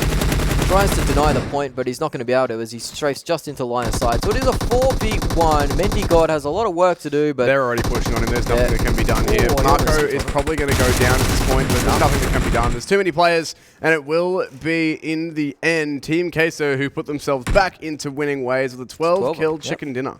No, that's fantastic work from Team Queso. You see Mendigod racking up 5 kills for Influence Rage as well, so they just don't go home empty-handed. The big one for me, though, is Brazilian Killers, after that disastrous start they did have, Center B manages to pull it back, get some points for them. So, great start for the day for Team Queso. They've dramatically improved their standings already. You'd think they'd move up. Highlight of the day, or highlight of the game was... This is it right here? This is it, yeah. This is Ducky putting on a clinic. This shot is filth, ready? Bam. Nailed him in the head with the silenced car, and then goes out the door. Here's this player running. Is able to spot them as well, and charges out with the mini Uzi.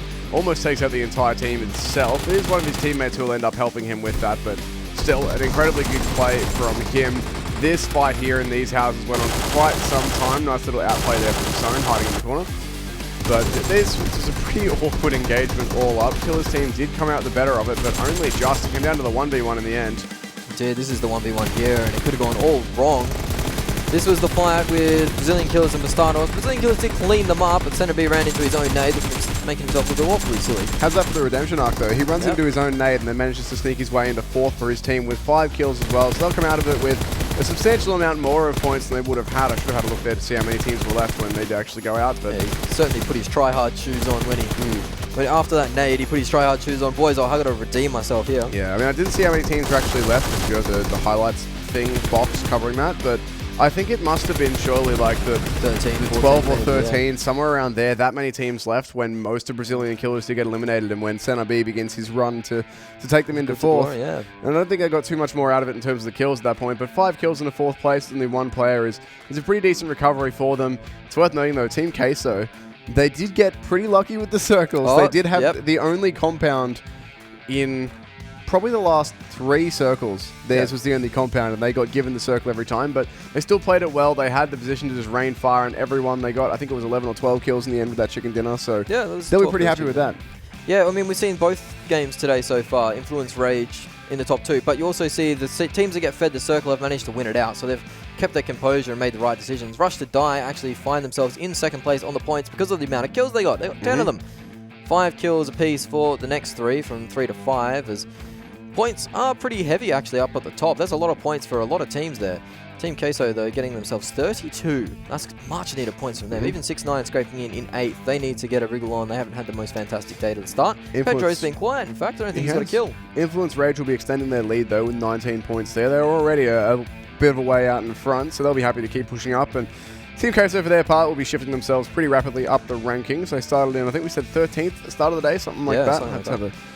Yeah, they did start 13th, yeah, 13th at the start of the day, so they'll be shifting themselves securely into the top 8 now, I would imagine. Not sure exactly how high they're going to end up, but so, yeah. with 19 points, 32 points even, looking at the wrong team, 32 points that game, you'd think they'd be well in the top 8, potentially top 6. Having a look at the bottom of the board, Guardians, Imperium, EVO, Team Solid, all going out pretty early on. Ace 1 were actually our first team eliminated, but they did get a knock before they got destroyed by Duck. Yeah, Ducky did the numbers on that. He actually just booked him. He did him dirty. He did him very dirty. This is the leaderboard so far. It is Influence third Rage. From 13th. Third from 13th, so 10 places in a day. One big chicken dinner can change your fortunes here at the PMCO, and it definitely does. So Team Queso back on track now to move themselves through to that top 16 teams. For Stardos, they had a quiet game as they got aggressed on by Brazilian killers, but Influence Rage have found themselves pretty lucky, but also take advantage of that luck. 75 placement points already, so they're well on track for 200. For Influence Rage, yeah, they're doing very well for themselves. 115 points off 6 games. Worth noting in the group stages, we had Brazilian killers get 199 points off 12 games. In this stage, teams are playing 16, so if Influence Rage are able to keep up the way they have been playing, I wouldn't be surprised if we do see, well, over 200 points at this point. I would be surprised if they break 200 by 12 games. They really should break 200 by 12 games, considering they're at 115 by 6. Having a look elsewhere, Rush to Die and 6-9 do push themselves up just a little bit higher. Limited changes everywhere else. 9 through 11 will shift down due to other teams moving up. Nothing really to note there. Loops all the way down in 10th with a chicken dinner. Yeah, it's quite rare, as over half their points would have come from that one chicken dinner. So, I mean, 30 placement points, that's 20 just from one game. Dinner, so they've been going out awfully early. Team Solid find themselves in the last place of the teams. A familiar spot for them, but don't count them out just yet. They seem to be pretty decent at rallying themselves at the final minute. Yeah, and WarMaster, Nova, and Team Solid Safe all move themselves up with just 2 games played, so things not starting too badly for them. Yeah, it's not looking great for Crazy down the bottom. They're disturbed as well. But, I mean, that's the teams who have been down the bottom of our leaderboards for most of the tournament so far. Having a look at the kill leaders, it's NTX still up on 15, Law on 13, Marco getting in the action as well as Mendigod. So, yeah, a couple of these Influence Rage players having some big games for themselves now, and pros are getting in as well. So I think that's only 2 players the same from our last top 5. Yeah, it is only NTX and Law that remain from our top 5 last game. So it shows you how good games those 3 players must have had. Marco must have had a blinder, I reckon. On that too, yeah. Yeah, he was nowhere near, and he shoots all the way up into 3rd position. So already the game starts to roll out, and it is different players as well. We had Mendigod in the group stage dominating for Influence Rage. We had Ayla dominating for Team Queso, but now it's 2 different players on their team that are taking the reins. So that's good to see. I mean, that's what you want. It's a 4-player game, or four-player team game. So you do want to have 4 players who can all step up and get themselves some good damage done. So it's good to be seeing that from their team. It's a good sign of consistency that they've got 4 players who are all fragging out. But that's going to do us for Sanhok. We've got Miramar and Erangel coming up after the breaks. 2 more games for our second day of the semifinals here in the South American region of PMCO 2019. We'll be back in a moment.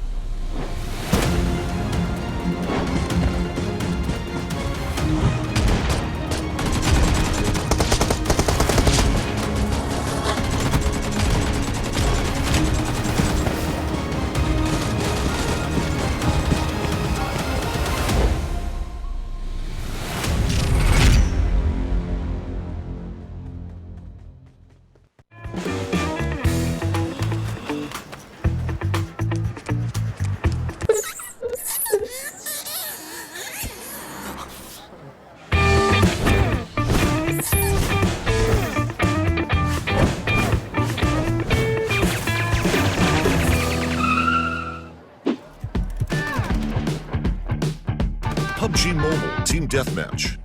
Endless respawn, endless fun. There is a better choice.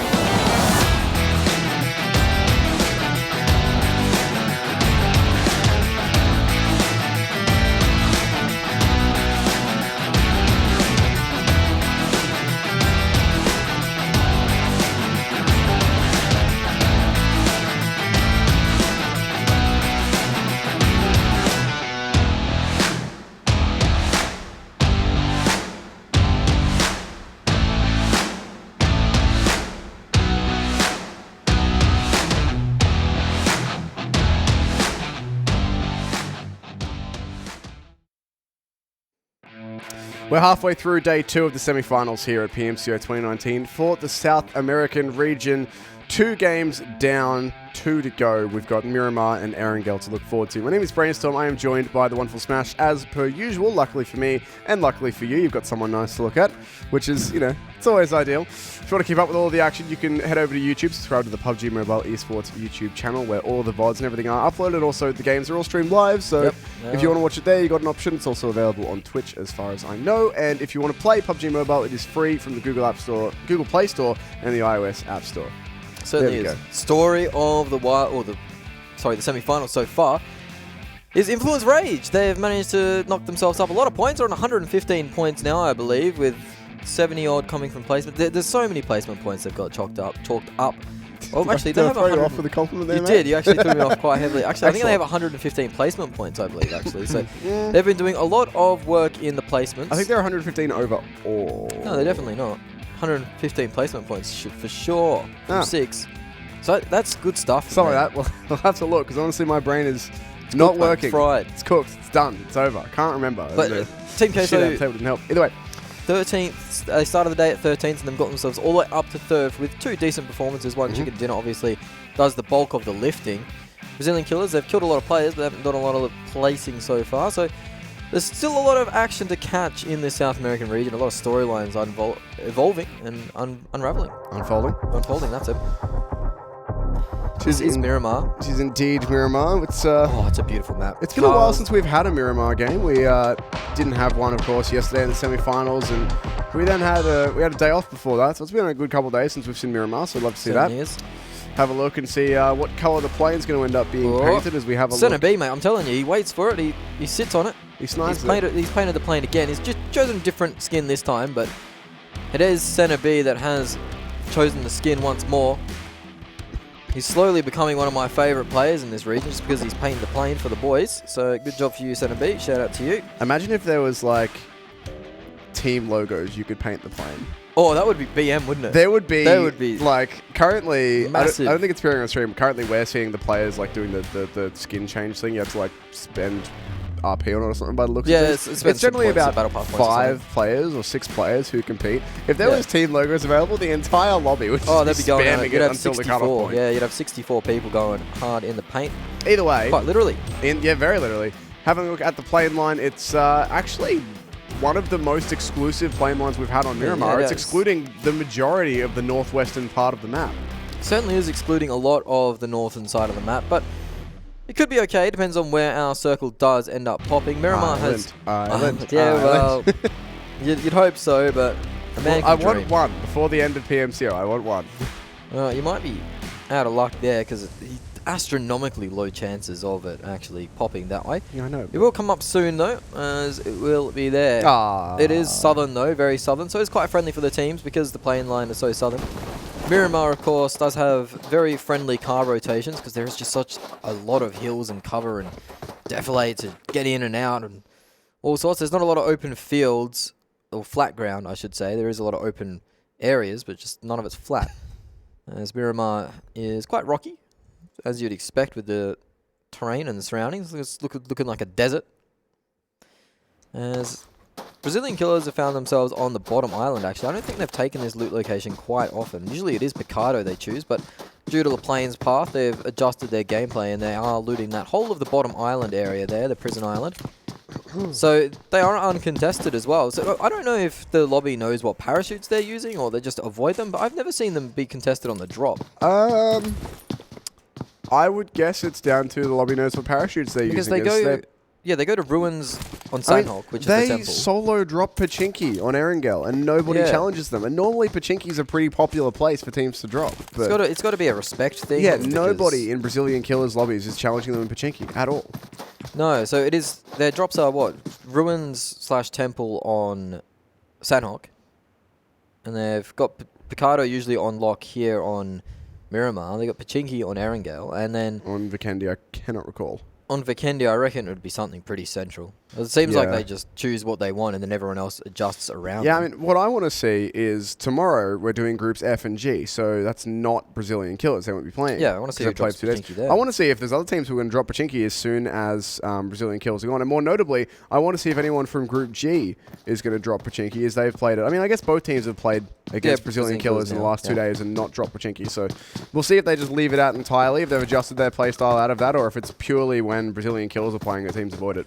I want to see someone man up and get in there and contest them. As we see this damage stat on our screen, We've that's had a pretty few good. stats popping up that we've just been Yeah, the not stats are talking about, so fantastic. Loving that. Thank you, production. good thing You they're are up on the screen for all of you at home bunch of to wizards. read if we're busy looking at the map and not reading them. Certainly are. I'm just still fascinated by the amount of respect shown to one team. Especially one team that had such an awful start to the semi-finals. Oh, yeah, but you saw their group stage, though. That was disgusting. Oh, their what group they were stage doing was there. filth, and their performance over today has been a lot better, but they started the semi-finals yesterday on Erangel and Sanhok going out in 15th place both yeah, times. That's right. So, That's right. God, I love this map. Look at it. It's beautiful. In all its glory. That is because I come from a very desert place. he says, come on, mate.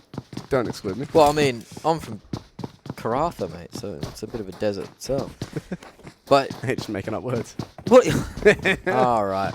There's nobody from WA who'll be watching, mate. It's just you. Yeah, so it is. you can talk all the trash I like. It is true. There is very low likelihood. Good morning to the west coast of Australia if you are watching. They're actually on the Same time zone. same time zone as us, so I doubt they will be watching. It's cheeky 7 a.m. It's better for the East Coast, starting at 9 local time. Anyway, all of that aside, doesn't look like we've had any engagements off the start. We do have some teams who have some pretty big rotating work to do. Team Solid, for instance, are way up at the military camp in the far northeast. Yeah, They've got a bit of a trek on the cards. Killers team are up that way, as well as Ace. A few teams will have a decent way to move. 316 meters, I think. Tassin, that's a decent I think we one. saw a 3... Was it a 315 or a 325? Yeah, might have been a 325, but Can't yeah, remember, it was but it's a it was long big way. kill. Considering that all the squares on the map are a kilometer each side, it's a third of a square. Third of a square, yeah. Which is like, on this map, that's one side of Impala to the other. It's one side of El Pozo to almost the other, looking north-south. Yeah, it is. Well, and for you think some sort of about scale. the lack of DMRs and snipers being in play in mobile. Yeah, just like because we the AR see- spraying is so popular. Yeah, we see a bit of DMRs, but they're normally just used for long-distance car spamming, and then snipes just come down to a couple of players like to use them, pretty much what we see. Like, if we do see sniper kills in the game, it's generally the same 1 or 2 players per map who will have an M24 or a car or whatever they're able to find. I think we've seen an AWM in use maybe twice. Yeah, it is quite a rare one to pick up. They've dropped quite a bit, but we haven't really seen them make too much of an impact on the gameplay. No, the sniper rifle's not the most popular at the moment. The assault rifle sprays are just so strong in this game. They feel so good too as you absolutely laser someone down. With You know what those else assault feels rifles. good? Cruising through the desert with your boys when you're in a combi. They actually chose not to change out of the combi too. There was a UAZ or a ute there, a utility vehicle or a truck was available. So they chose to continue rotating with that combi. So hopefully his tires get blown out and he stops moving, because I hate that vehicle. Nah, I like it. The sidecar is the only vehicle in this game that I do not like, just because it's so awkward. But you see the Miramar terrain kind of, if you do have one of those more nimble vehicles that isn't the combi van, you can change direction and get out of fire pretty quickly, as the Ace guys are struggling, getting out of the combi. Good call, mate. No, get back in. That car's smoking. You can't take it. You got to take the combi. They are outside the zone, so they do need to med up pretty quickly and see, get a wriggle take on. the combi. Oh, no. It's the correct choice. Alright, nobody else get in it, please. Yeah, no, don't all get in the combi. Even I would acknowledge that that would be silly. As much as I like the idea of cruising with your boys, if you're going to put all 4 players in a gigantic flat-sided or slab-sided van, you're really asking to be blown up, and I would not be recommending it. Got a bit of air there. Yeah, dude. Combi's the this best one car might in be the game. good. This might be good. He avoided it. Yep, he did. Probably Lame. safe. No, go hard. Yep, into that building. I mean, I put disagree that that he there? actually hit something there. I think he might have clipped the stairs. He looked like he was clear. Yeah. He did, as all the teams are rotating into the zone now. It is Team Solid up at the top, who were at Campo Militar, are the last to get in, but that's kind of expected. On board with Team Queso, last game's winners. That is a lot of damage for Ayla. 469 in the group stage. That was his average damage. I think we saw a 500 odd 550 odd from was it Center B? It could have, yeah, Center B, our kill leader of the I think so. group. So Okay, we're 469 fine. ain't bad. It's a lot of damage to be putting out every single game. I think mine would be about 3. Yeah, mine would be an about accident. 5, and that would be 4 damage to myself. Yeah, no, that's probably right. Wouldn't be far off. It's a cheeky angle. There's a cheeky angle. Spam comes out onto Team Queso. They manage to avoid it pretty quickly as they get behind cover. Run away. Got away safely. Oh, bit of a mistake on the drive there. Oh, we could see a WarMaster's player go down pretty quickly here as he's actually able to knock one of the aces. Yeah, players. I mean, they'll be able to get the res pretty easily, but it does mean that they'll have to stick the around rest the of the zone WarMaster's coming through though. for longer than they wanted. And yeah, I mean, They might avoid. WarMaster are on their way. I think they're going to be quick enough here. I think they're quick enough to save their player here. Interesting to see if they pull up on this fight or if they just keep going. It looks like they've pulled up a little bit. Ooh, that is the Mini 14 rolling out now from one of the WarMaster players on high. Kaiser, the star player of Ace, gets first blood.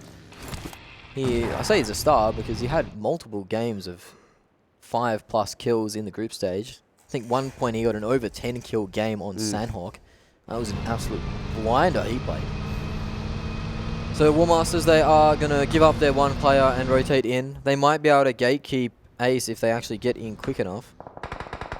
As the circle is shifted south, southwest again as the fights ring out. This is TQ taking shots. Ayla, as mentioned before, now pushing into Influence Rage. These are the top 2 teams from last game. It looks like TQ don't really want to fight this. Just going to throw a smoke out to give themselves some cover instead. Molotov as well to go over and try and keep these players back. They're in a really rough position. Do look like, yeah, they're trying to get out of here. They're really trying to get themselves some cover and get clear, but Influence Rage don't want to give that to them just yet. That said, looks like another player pulling up. No, I thought they were actually going to get in those cars and fall out, but no, they're actually committing to this fight. They do have 2 vehicles, so they can get everyone out of here if they want, and TQ have just lost their vehicle, so... Team Queso, they don't have a choice. They can't run. Yeah, they don't have pretty vehicles. much committed to this fight. Oh, it's a beautiful nade, though. Mendigod, the god from last game, got 5 kills. The only kills on his team. Where's a nade to the face? And this could be go time for Team Queso. They are finding an alternate angle, trying to get into that ridge line. It is a better cover. But as you can see, the Influence Rage player... Rezik's on his way. He's going to try and backdoor them here. And I mean, he should be shut down. There's 3 players who could be looking at him, but if he can get through... I don't think they know he's gone through yet. But this could open up some vulnerabilities. As Marco, top fragger at the moment for Team Queso, is going to get tagged down. He's actually drops it. Team Queso... He does get confirmed. Axial on a high ground angle far away with a DMR, manages to pick him up. That's 2 Team Queso players going very low. And where is this car? Where's the other Team Queso player gone? That's what I want to know. No, it was the Influence Rage player. I think he's actually being third-partied at the moment because he did rotate so very far. You can see him off in the distance. Yeah, he's actually just in the kill feed there. Rezik getting him a knock onto someone. And Team Queso, it's not looking good for them now. They've only got Axial up at the long range. He might be able to do some damage here. 3 players down. Yeah, no, there you go. They're all getting confirmed now. So it's just Axial left here, shooting out of these ruins at long range. Rezik, you can see him over there on your map now. That WarMaster squad are still fighting up against Ace. They managed to get 2 players into the zone, but that's 1 WarMaster that is left to the Wolves out in the blue. As Real are trying to rotate through, but they're finding the remnants of that fight. Our kill leader at the moment is finding more kills as Influence Rage have found themselves 3 kills total, 4 if they finish off this Real player. And they probably will, as the rest of his squad have gotten out of dodge. Oh, this could be nice. Whee! Oh, took his foot off the gas there. I love that our priorities whenever players are in car is just stunts, always. Yeah, he's fine. Okay, we're good.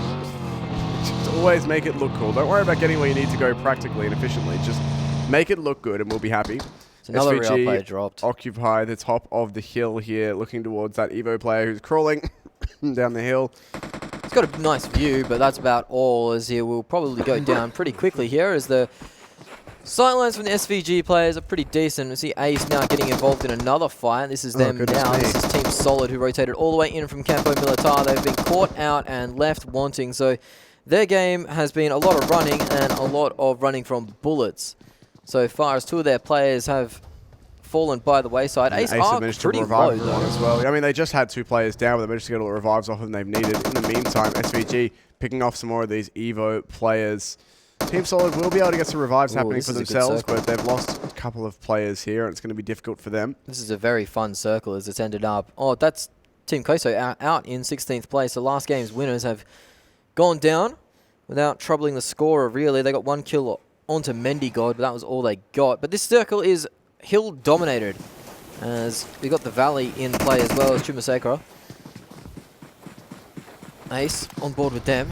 They've had a mixed bag. We have seen some good plays out of players like Press and Kaiser, but they have been pretty quiet in the semi-finals so far. That nade sounds close. You can hear it bouncing on the floor. I thought that was an energy drink noise, to be honest with you, but maybe not. Oh, well. No, it was a smoke. Oh, it's a smoke. That'd be why, yeah. That would do it. I mean, these players do still need to move into the zone, definitely. They do still need to move into the Look zone. at them. Yeah, look at them all the way out there. These two squads are actually just mutually assured destruction at the moment. These 2 kills aren't really worth it for Ace, but they can't leave and rotate away Yeah, they're because just going to commit to it at this point. So yeah, here we go. We've got the Ace player pushing in, trying to find some information. He does get 1 knock. There is 1 knock to be claimed still. One of their Team Solid players has pulled up in a car, but I think he might have to try and run away, as both the Team Solid players are knocked by the AK-47. That car is also being sprayed, so we could see the end of Team Solid getting relatively quickly. He has had to pull up, but the Ace players know he's around. Oh, he has to hide behind that rock. This could be the last player from Team Solid. It is. Oh, what a way to go out. You rotate from Campo Militar to the bottom of the map, and you're just greeted by squads. He's trying to out-heal, but he only has bandages. This is not going to last. Well, he could get some kills here, though. They might have gifted him a few. Okay, we're good. They did gift him a kill, though, as he's bandaging up. It is... I mean, there's no way he can survive this. No, he's going to unless he finds some more health kits right here. You he's are going to be quick about it. Get in the box, mate. No. No, there he is. It's been picked off. There you go. But Ace will lose 1, so things could be worse for Team Solid. They just blow up the car. Up. So it is just going to be this bloke, Kaiser, in a combi van, trying his best to get out. Yeah, Chakra is about to go down to the zone yeah, as well. He's just got knocked. Oh, Ace, this is going to be a real struggle for him. Whoa. It's going to be a real struggle for Kaiser to get into. He's going to have to balance his meds pretty well as that 4th zone does pop. It's going to do a lot of damage, and he still has a lot of distance to cover as he has forced to pop a medkit. There is 1 team in the zone at the moment, so everyone is going to have to rotate. Medkit was a little bit close there, but he does get it off in time. And you're right, the zone has moved north, so everyone's going to have to move, but Kaiser's need to focus on getting himself and his combi van into safety first. He's going to rotate right into the Bastardos guys, and if the Bastardos guys spray him down, he's done for. It's all over. Oh, Kaiser, you've got a rough situation ahead of you, mate. Don't feel for you at all. Real take shots onto a combi van. Nova taking knocks as well. That is the rush to die fight. That's happening in Chumasakura. Nova on the hill looking over, so maybe a player poked out a little bit too far and got tapped down. Got a headshot there in the kill feed, so wouldn't be surprised if you got caught off guard by that, as a lot of teams are now rotating on that south side. We've got Killer's team already set up. Solo safe, their last few players are in the area. GI, Guardians, Imperium are in the shot as well, as we are on board with them. We have just moved to them, so... They're coming up the hill into a lot of opposition, though. Killer's team have everyone here. There's also Solo safe over the other side, and Brazilian Killers coming up the back as well. This is about to get really sticky. SvG are coming up here, too. There's a lot of teams collapsing on this one position. There we go. The sprays start to come in. It actually works out pretty well. Killer's teams are the ones who are getting stuck in the middle of everything to start with. They're taking a lot of gunfire on all sides. Yeah, prospects not looking too good for them, as they are having a lot of players shooting at them. Brazilian Killer's going to get involved as well. That's from a pretty far distance away, actually. So they're onto SvG on the western side of the zone. Solo safe are now getting on the back of this fight. This is a 4 or 5 team engagement. SvG are taking a pounding from Nova on north and Brazilian Killers on the south. GI are giving Killers team something to cry about, as Solo safe have moved up too. This is all of a sudden kicking off on Miramar, and this is what we like to see. Another knock comes out. That's one of the SvG guys. That's the fight on the west. We are covering the fight on the east at the moment. Center B's getting involved again. Your boy Center popping B, off. he is popping off, and that might even be one of the teams. No. SvG have just parked themselves in the middle of the zone, Look at essentially. Guardians Imperium here. They're Now they've been stuck in sandwiched, between a couple of smokes. They are the ones now in the middle of the sandwich. It's looking pretty rough for all teams on top of this hill as they're all taking fights in multiple directions at the same time. But Interesting gameplay coming out, though. 6ix9ine are sending a man central to the zone with SvG. So it seems like they're just going to dive into the center of the zone, 6ix9ine. They're giving up on this fight on top of the hill, which is probably for the best, as that gives GI a little bit of a reprieve for the moment. See 6ix9ine down on that flat with the smokes down on your... GI could just grab this buggy and just bomb it down the hill. That's what a lot of teams have done already, and there's a lot of struggling going on down that bottom area. Still up on top of this hill, though, Guardians Imperium. They're unfortunately, the only vehicle they've got with them is a buggy, so they can only get 2 players out of this, not 3. So we have Brazilian Killers starting to light up 6ix9ine on the Never low mind, ground. don't worry about the buggy. This is real rough for GI now. They're Buggy machine broke. pretty... Understood, have a nice day. There's pretty much no way out of this one for Guardians Imperium, unfortunately, at this point, unless they can pull off some very, very heavy fragging. It's going to be a pretty tricky situation for them. As you can see, all teams up on top of this hill are worried about shots from other directions there. Solo safe guys checking long-range angles. The circle is indeed just about to move. Let's have a look. It's a southeastern shift. Thank Christ for that, because if they had to come off that mountain, there would have been about 6 squads going hell for leather there, as there is more knocks coming through. That's 6ix9ine getting the finishing blows on SvG, so they have secured themselves more area in that circle. Still down here on the ground that haven't actually moved. They've just been sitting in their own smokes. There's very little room for activity down there, as they're getting sprayed down from up high by multiple teams. This is Solo Safe now pushing over the ledge. Influence Rage isn't too far off this fight either. They're kind of just waiting for something to happen. There's Center B. Your boy Brazilian Killer's taking a lot of shots, and he will just about make it out with that buggy, but still a lot of shots coming his way. He's actually out of it? Yeah, he's out of it, back into it. Yeah, out of it, back into it. Trying to desperately stay alive here as the zone is encroaching on this, the summit of this hill. Well, Brazilian Killers might be coming to this hill, actually. Well, there go GI. They're taking their time to get off the hill now. Brazilian Killers are on their way up. Center B will be the first point of contact. They're probably going to get rid of EVO almost immediately by the looks of things here. No, it's actually Capo who's able to hold on to this one.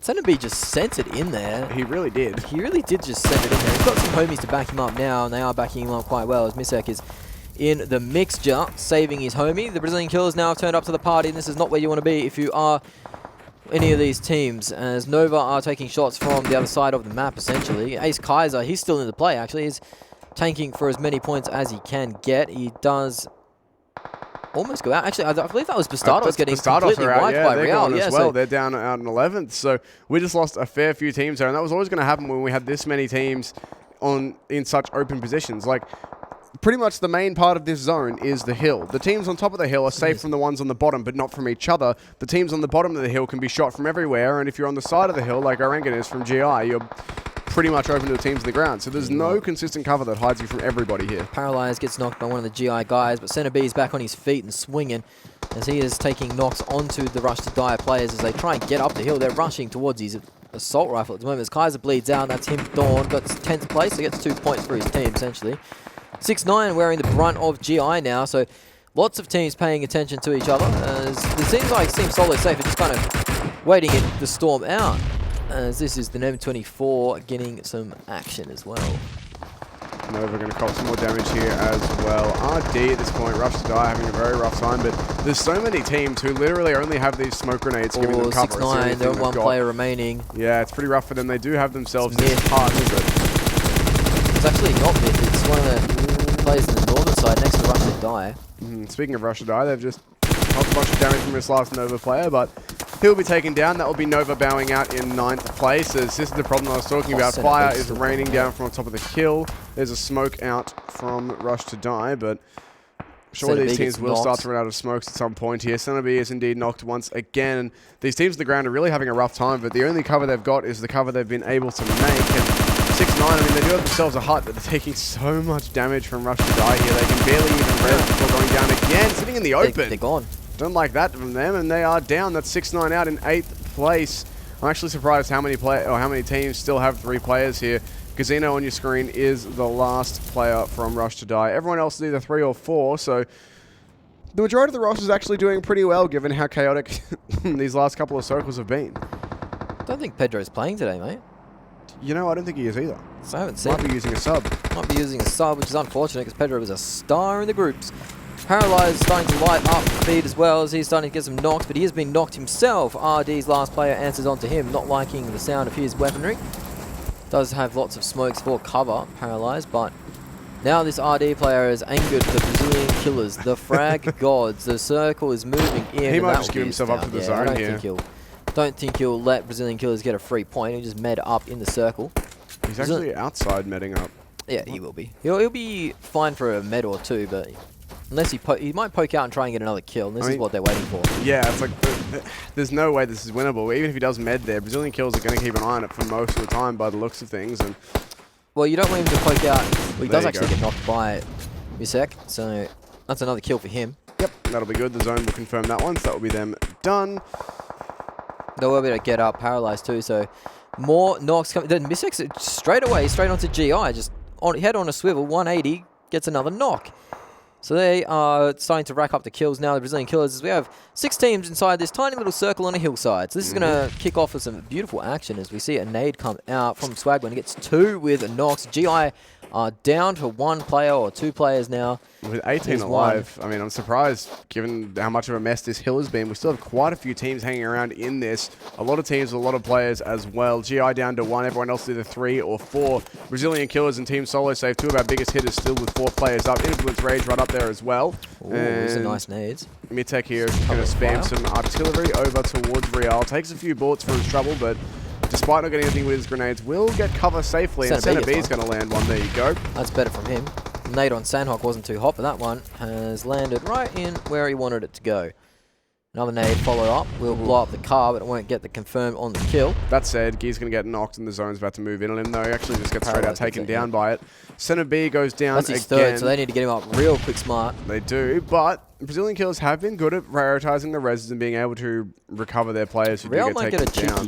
cheeky angle onto Brazilian killers here. They are getting peppered, though. Mitek's looking for it. He's keeping an eye out for these players, and Center B, I think, is done. They're not going to be able to get him. Oh, no, he has been revived. Oh, no, so he's been res. He's Sorry, his health so he's was just low. low, very low health, yeah. Yeah, no, he's actually up. He's just rezzing. My Influence mistake. Rage, Solo Save, Killer's team. Killer's team have actually been gifted the compound circle, the last compound in the circle.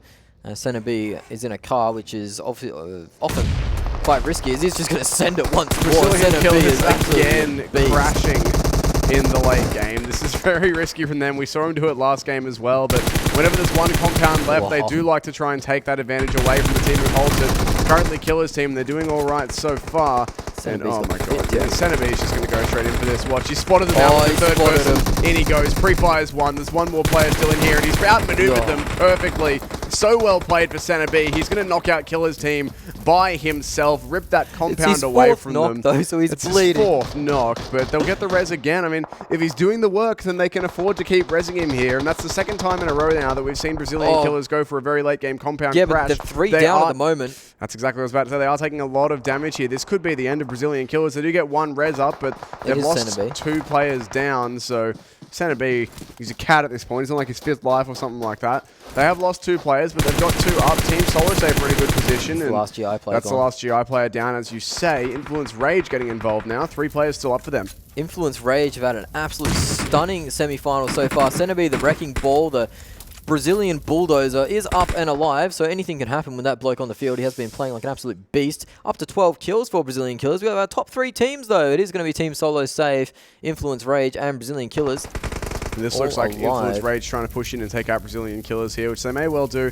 Brazilian killers, though, for their part, have done enough. They'll be happy with 3rd place, given how many points they've been, or how many kills they've been able to get. Down, it's his 5th or 6th knock. Yeah, this is not looking good at all for them. This should be Brazilian killers down and out, but no, they don't get the better of the engagement. It's Mitek, 2 players coming in behind him. Surely nothing he can do here. Goes for the drop shot, but unfortunately will be taken down in the end. Influence Rage will be able to revive their last player as well, so it's them up against the 4 of Team Solo Safe. Influence Rage, 3 top 2 finishes in a row today.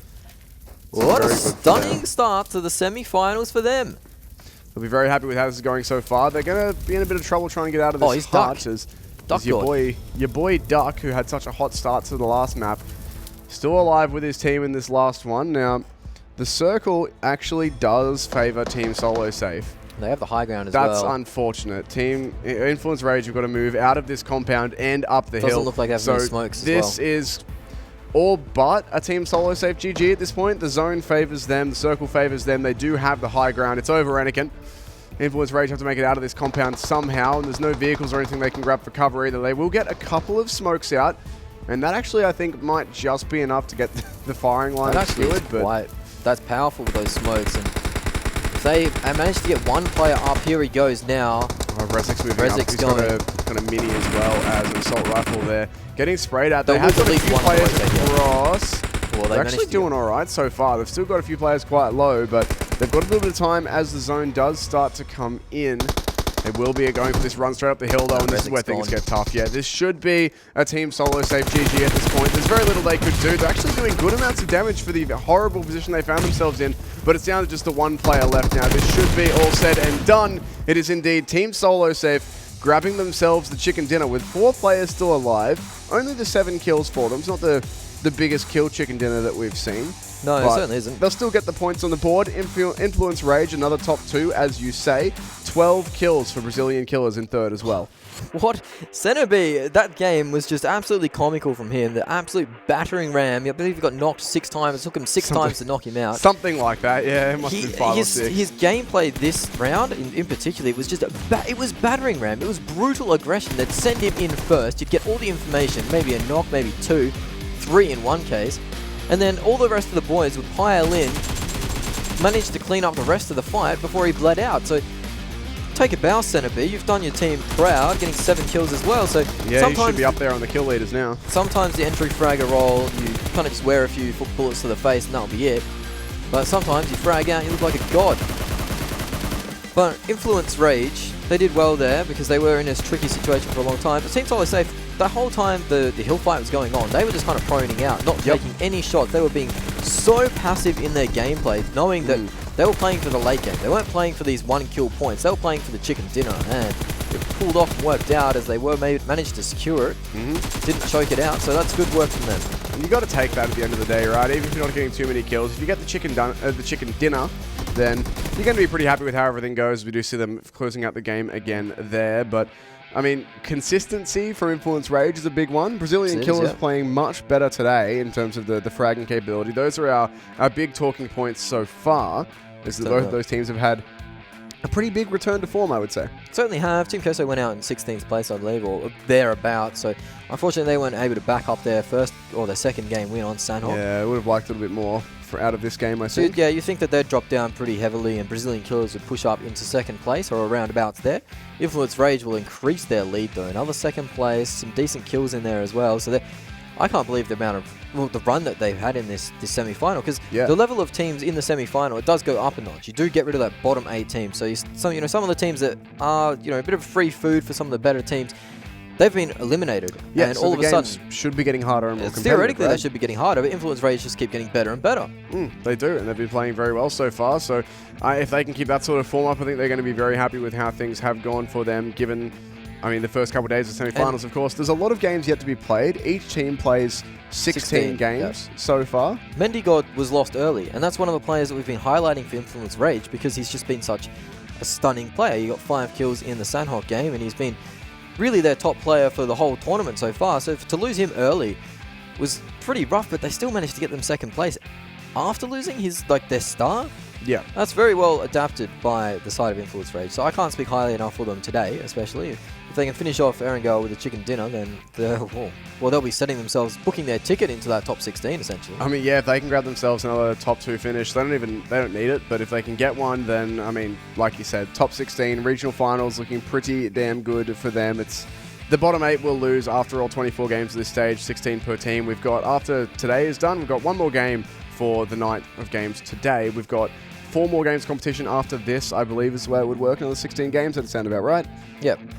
Yeah, so we've done 1 rotation. After tomorrow, we would have done 1 rotation of the groups. Yeah. And then we'd have 1 more to go. So we're closing in on, I guess we're a third of the way through after this next game is done. Yes. No, maybe. Yes. Yes. 24 games. 24 games? Played 8. Yeah, we've played 8. Don't do maths on stream, kids. This is why. It's rough stuff. I've had this rule. I've been casting for years. I made And that you keep rule breaking probably it. about 6 months in, and I keep breaking it. It just always makes me look dumb. But anyway, we'll have a look at the scores of that game, see how things unfolded. It's Team Solo Safe with the chicken dinner. Brazilian Killers with 12 kills push themselves up over Influence Rage despite getting less placement points. They've been playing a lot better today. Influence Rage, of course, still a top 2 finish. Even if they get bumped down to top 3, it's actually a tie. Let's be real. It's a tie, but kill points are weighted more heavily than placements by the looks. Yeah, the tiebreaker is kill points over placement points. So that is what brings Brazilian Killers up to second place. We've got Rush to Die Real, Guardians Imperium, who have had a decent day themselves. Ace1, who, funnily enough, had Kaiser alone for a very long time. But they managed to get into so many early fights, they've got themselves into the top 8. And 6-9, minus Pedro. Unfortunately, Yeah, we'll have to have a look at that. I'll have a look at their roster in the breaks. We do have a list of all of their players plus their registered subs, so we'll check that out and then have a look at that going into the next game. Killers team in 9th place, 6 placement points, no kills. Things could be worse for them. Bastardos down the bottom. They had a good day 1, but their day 2 hasn't been too hot. Team Queso found themselves a win today, not doing too well in game number 3, but that's all right. Other than that, the bottom 8 is pretty much the same as it has been. EVO, WarMaster, Team Solid, all of them down pretty low in the standings. This is overall, though. And here we are overall. Brazilian Killers with their big game have pushed themselves into second. 42 kills so far. Influence Rage, though, the kill leaders and the place point leaders up on 89 placement points in total. 48 kills. 30 points ahead of the next closest team in terms of the placements. Or actually, no, 40 points ahead. 40 I can't do points, maths. yeah. No, it's SvG have 49 placement points. Influence Rage up on 89. that 42 kills from Brazilian Killers. You just have to say they're so aggressive with their placement. 57-point gap as well. So yeah, it is a big gap, a 57-point gap, as you said, to Influence Rage and Brazilian Killers. Bastardos, who started the day off quite well in first place, I believe, or thereabouts. Yep, in first They've place dropped on 66 points, and they've gained merely another 6 for the day. Yep, 6 in 3 games, not what you want to be hearing. Team Queso, they had themselves a chicken dinner today, but they moved down to the Brazilian Killers' Rampant Rage last game. SvG Esports have been doing really well for me. Them and Influence Rage have had a fantastic semi-final so far. Speaking of Influence Rage, by the way, the benchmark for them next game is 25 points. If they can get 25 points, they will be at 100 points for the day. They started off at 62 points. They're currently at 137. So if they can get themselves a 25-point gap, a 25-point game for, then that's 100 in a day. So that'd be very impressive for them. Rush to Die and Team Solo Safe move up a little bit. Not too much really to note there, apart from how low down some of these teams with chicken dinners are. Loops continue to get pushed lower, but I mean they pretty much had a chicken dinner and not too much else yesterday. Yeah. I mean, as we get lower, the changes become less significant for now, as we are still very early into the semifinals. Like, we're nearly through with day 2. We've got 6 days in total, so all of this can change. I mean, the main thing to note, EVO and Team Solid swapping places. They're both on 6 points. Yeah, whatever. No, it's not too rough. None of that really matters too much at this point. Like, it's a shame to see the same teams who are down the bottom in the group stage still be down the bottom in the semifinals, as we've only had a couple of teams who have really made big changes. But again, it's very early days. Teams play 16 games each rather than the 12 they played in the group stage. So there's 4 more games in the semis for them to turn things around and move further up the leaderboard. So I think really the things we'll be looking at to start with is much more the teams up top than teams down the bottom. Yeah, I think the teams up top almost secured their tickets, especially Influence Rage. Well, we'll be back soon. We're going to have to take a short break here before we get into Erangel. Stay tuned. There's more action just coming up.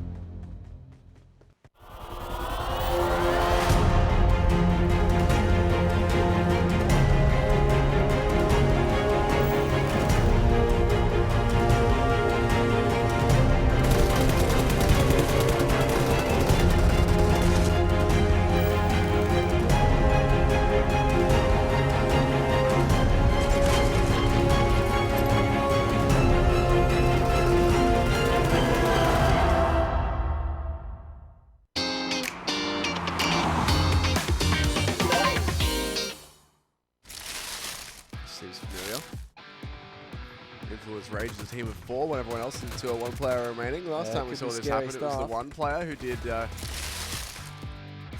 Shell out. Damage after damage on board with them now. They've only picked themselves up with 2 kills, but you'd think in this circle coming, they'll pick up more as the spray does come out. Maybe he can secure this knock, or this finish. He does with the dinner play. This could even be a repeat fight from last game. They are very aggressive 9K. They're getting right into it. And they've already found one of the Brazilian killers just having a nap. Yeah, that will be a dirt nap in the end. He will be confirmed, or should be. That molly should be good enough if the bullets don't get it done. No, the molly's actually a bit too deep, but surely some of those grenades have been done. He's actually just going to go to them anyway. Just too far. Another Brazilian killer player down. Paralyze is about to go down as well. There's way too many players. For the wall there, but he nailed it. That was a slam dunk. If ever I've seen one, He's and found Law is indeed inside. He's just going to go straight and try and wipe these guys out, but unfortunately, targets the wrong player. No, able to recover it. That's 2 free kills for him. He'll run in with a dinner plate and grab both, and now he'll actually have time to heal up as well. So big damage. Thirsted that player from Crazy, so already XG starting off on the right foot, taking those fights. This is another one. The M4 spray is quite potent at this range. He needs his teammates to come help him out. Paris is stuck in between a rock and a hard situation. 2 players on him. He's dropping incredibly low. Manages to find himself back into the house, and his teammates have arrived. The cavalry is here. Yeah, the bailout comes through just in time, but it's Mixzero who is one of our highest.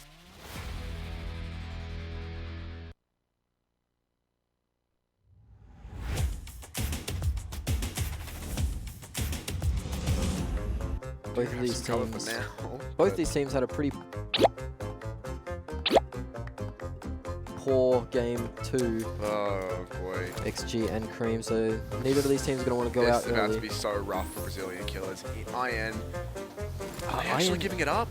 The timing, they might just be leaving here. This may well turn out in Brazilian killers' favor. They're about to start coming across. And then it's all over for you. Jonathan so far has been very bloody strong. What are you playing at, mate? Okay, never mind. Not very weak. He went for the Yeah, I quite like snowmobiles on this map.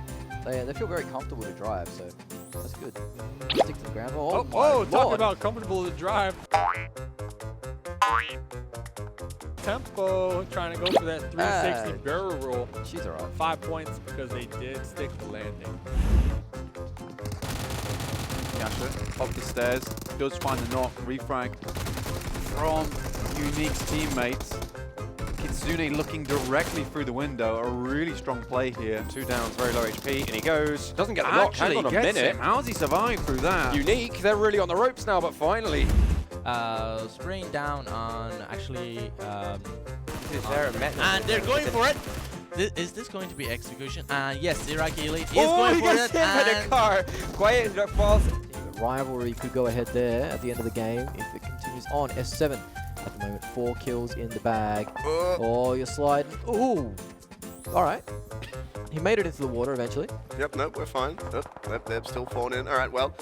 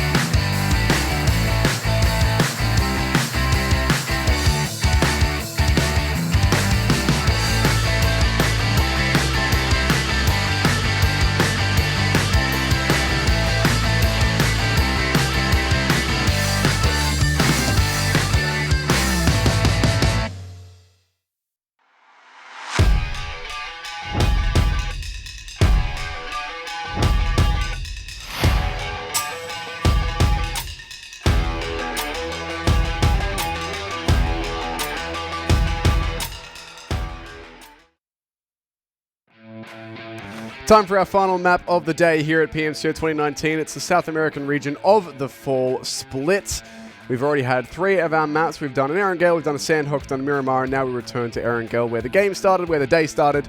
It's a nice bit of cyclicalness. Sequential. I don't know. I was trying to go for something to do with cycles, and I ran out of words. It was going so well. Either way, if you want to keep up with all of the action, you can subscribe to the PUBG Mobile Esports YouTube channel. You've heard it pretty much before every game by now, so if you haven't already done it, then do that.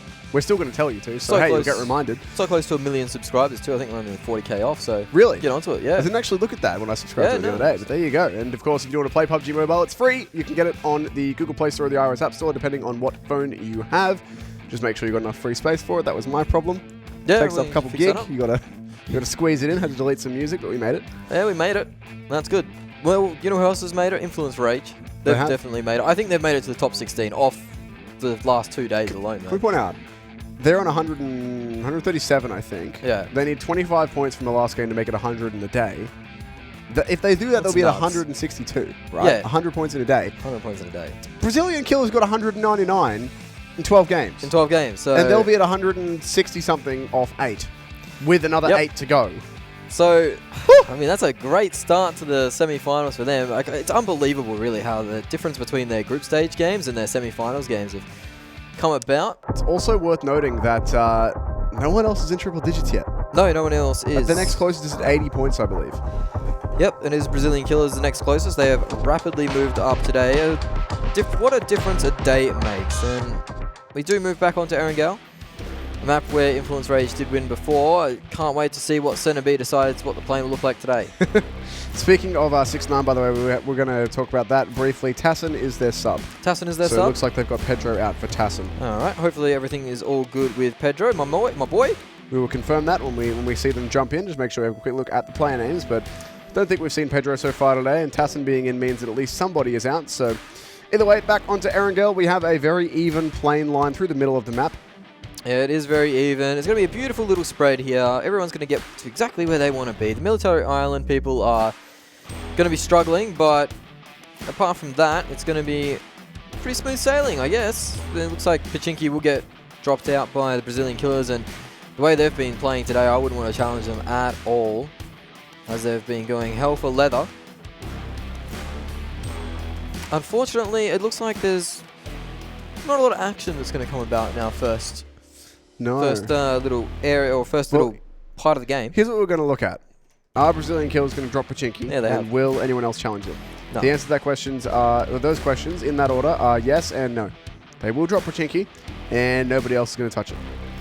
That is expected, as we are on board with the parachuter dancing around mill to power. Unfortunately, there's not a lot happening. It's going to be a really rough start of the game, I think. He has got the proper sun protection on with the floppy hat, the broad brim hat. So that's really good stuff from him. He can go out on the playground today. No hat, no play, if you aren't familiar in Australia, if you are on the playground. Yeah, as we do have quite a lot of sun, and it's very easy to burn. So got to make sure you wear sunscreen and a hat. It's very important, as we do see a player picking up a pan here. I didn't realise that. Well, I did realise, but I forgot that pans have a noise. They do have a pickup noise, as this is in Yasnaya. We have two teams duking it out. It's Killer's team and the WarMasters. This, looking at it out, is Mill to Power being dominated by the side of, I believe that's what? TS, so Team Solid. Haven't been too solid so far. Kevin running around with an M16 and a pan.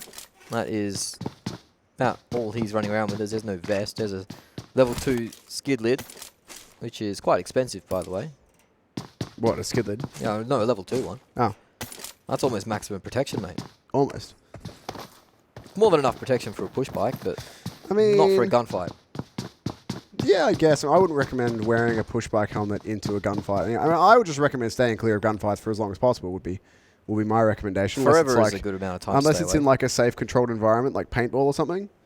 You ever been paintballing? Yeah, no, I haven't. Oh, mate, we'll have to go when we get back. It's a good time. Maybe, but I don't like being physically injured, so... Well, it's part of the fun. It's the motivation to not get hurt. The other problem is, like, the place that I went, or the first time I went, I managed to not get shot for the majority of the day. And then our guy at the end who was running it all was like, oh, you guys have leftover paintballs. We're going to do a free-for-all in a very small arena. And that was essentially just him guaranteeing that all of us would get hit, and we did. So as long as you don't have an instructor like that, or a trainer, I suppose. I'm not even sure what the word would be. Referee, I guess. Referee, yeah. As long as you don't have one like that, then you'll be fine. But look, we'll look into it. So the first circle did pop out, and we're a bit late to pick it up, but it is the far western circle. Primorsk circle is what you'd call it, I guess. The quarry is in play. The ferry pier in there as well. Pachinki is going to be on the edge, so I want to see if Brazilian Killers, do they dive into the middle of the circle, or do they start to edge guard and then send Center B in as a wrecking ball? Well, what they've done most of the time so far is they have tended to chill. If they do get a compound, whether it's one they take or whether it's their loot zone, if they do get a compound that's in the circle at the start, they do tend to stay in that compound and then just move as soon as it pops. So their rotations are generally, they've been a little bit slower today, but overall what we've seen from them is very fast rotations once they're out of the circle. But they do tend to chill out in a safe compound and edge guard for a bit. So they do have the Influence Rage guys coming their way, which is a pretty big fight to take considering they are far and away our leaders. They are far and away our leaders, the top two teams on the board at the moment. I want to see, personally, more of that Center B wrecking ball action, crashing in. I love the solo crash. It's so good to see. It is actually just so beautiful to see that. It's really interesting, though, that he gets away with it so much. Okay, I get that sometimes he can get to the compound and hit the wall, get out of the car, and maybe be on a third HP, but the amount of times he consistently gets a knock before he gets traded is what baffles my brain. It really gets the noggin jogging. Yeah, and they're all busy like the entire enemy team is looking at him. And his team just piles in. Yeah, being like, who's this guy suicide crashing us? And while they're all distracted with Center B, the rest of the Brazilian killers come in, clean up, res Center B, sometimes for the 4th or 5th time that map, and then he goes and does it again. I don't understand. I don't know, if I saw a car just randomly crash into my compound now in this lobby, I'd be like, oh crap, he's here. He's here. The boogeyman's here. If it's one person. If it's just one lone buggy charging at me, I am terrified. I was like, the boogeyman has arrived. I am going to stay well away. I'm actually exiting out the back door and running. They can have the compound. I'll go sit in a bush. It reminds me of that. You used to be able to do like that sort of psychological play. I don't know if you played it, but in Battlefield 3, I think back in the day they added C4. You could just like freak people out. It was a good time. Certainly is a good time, but what is a better time is having a run with a pen on your back and a backpack and a vestie there running around. He is... Actually, I was going to say he doesn't have a helmet, but he does. Just got skin in it. Doesn't look like it's very hard, though. I mean, it's a level 2, so we know it is, but it doesn't look like it's stopping 20 bullets. It's got a soft top. He is going to be able to pick up a car here, as he's picked out a gun just to make sure that car wasn't something that wasn't a car. Maybe it was a fake car. Maybe. It was a bunch of guys in a trench coat that looked like a car. Was 8 children in a trench coat acting like a car. Yeah, exactly. Yeah. Influence Rage guys have found themselves a compound for some additional looting. They're going to drop one player off there. In fact, so that's more than a compound. That's you're right. It is. They're getting educated. Oh, learning. So they don't really need to learn how to win, though. They seem to have that under control. No, they do. They have chosen not to rotate into the zone just yet, though. They are kind of just hedging their bets, waiting it out a little bit.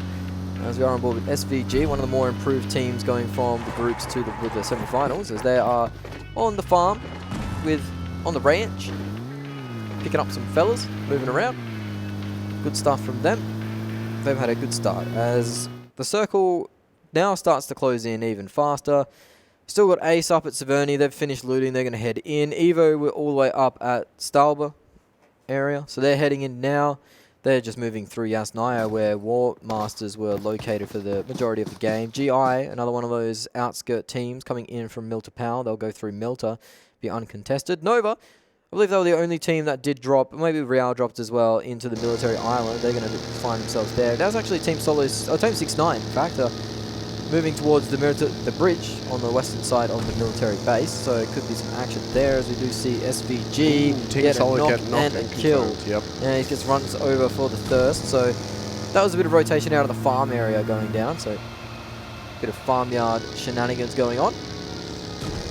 Well, was the first blood there for SvG. So I'm pretty happy with a that one. Pretty slow start to the game, actually. Absolutely is. I mean, EVO need to get a bit of a move on. They've still got players up around Stelba, I should say, who need to move in. WarMaster really just making out of the zone now as well. Nova still on that military island, but at least part of that military island is in the circle for now, so not too much pressure on for them. And they don't actually want to go too fast, given that 6-9 is still hanging around the end of that bridge. Certainly. As the next circle will be pretty definitive of where we finish this game up. If it does keep south, we could keep Quarry, Primorsk, Ferry Pier. If it goes north, we could be looking at a similar circle to where we finished last game on Erangel, where we could go to Gatka and the hills around that area.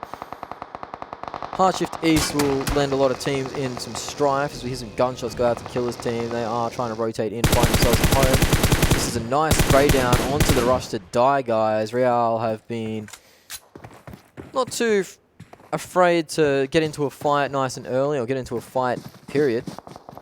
So they're continuing up their aggression as it does shift southwest. There is still a lot of water in it. Primorsk is the major city, the major focal point. TQ, the team Queso, have managed to find themselves a decent position in central area around about the Quarry, but there are a lot of teams just north of Quarry, between Quarry and Gappa. That is where the action's going to kick off. This is a nice spray from Team Solo. They're going to drop that player very low in that UAS. One bullet will push him out. Not quite able to connect it though. Looks like Nitsu will escape with his life just barely. In the meantime though, yeah, the rest of SvG are already going to come crashing in.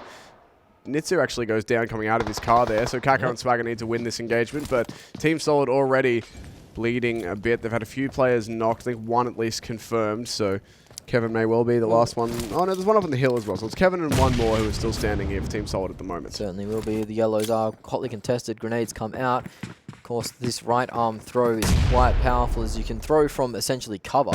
The nade's thrown in. Will the breach be there at the same time? No, SvG just playing a little bit slower. Looks like that TS player, the Team Solid player, might have actually been on the outside of the breach. Spray comes in, not going to catch him out. He's got nowhere to go.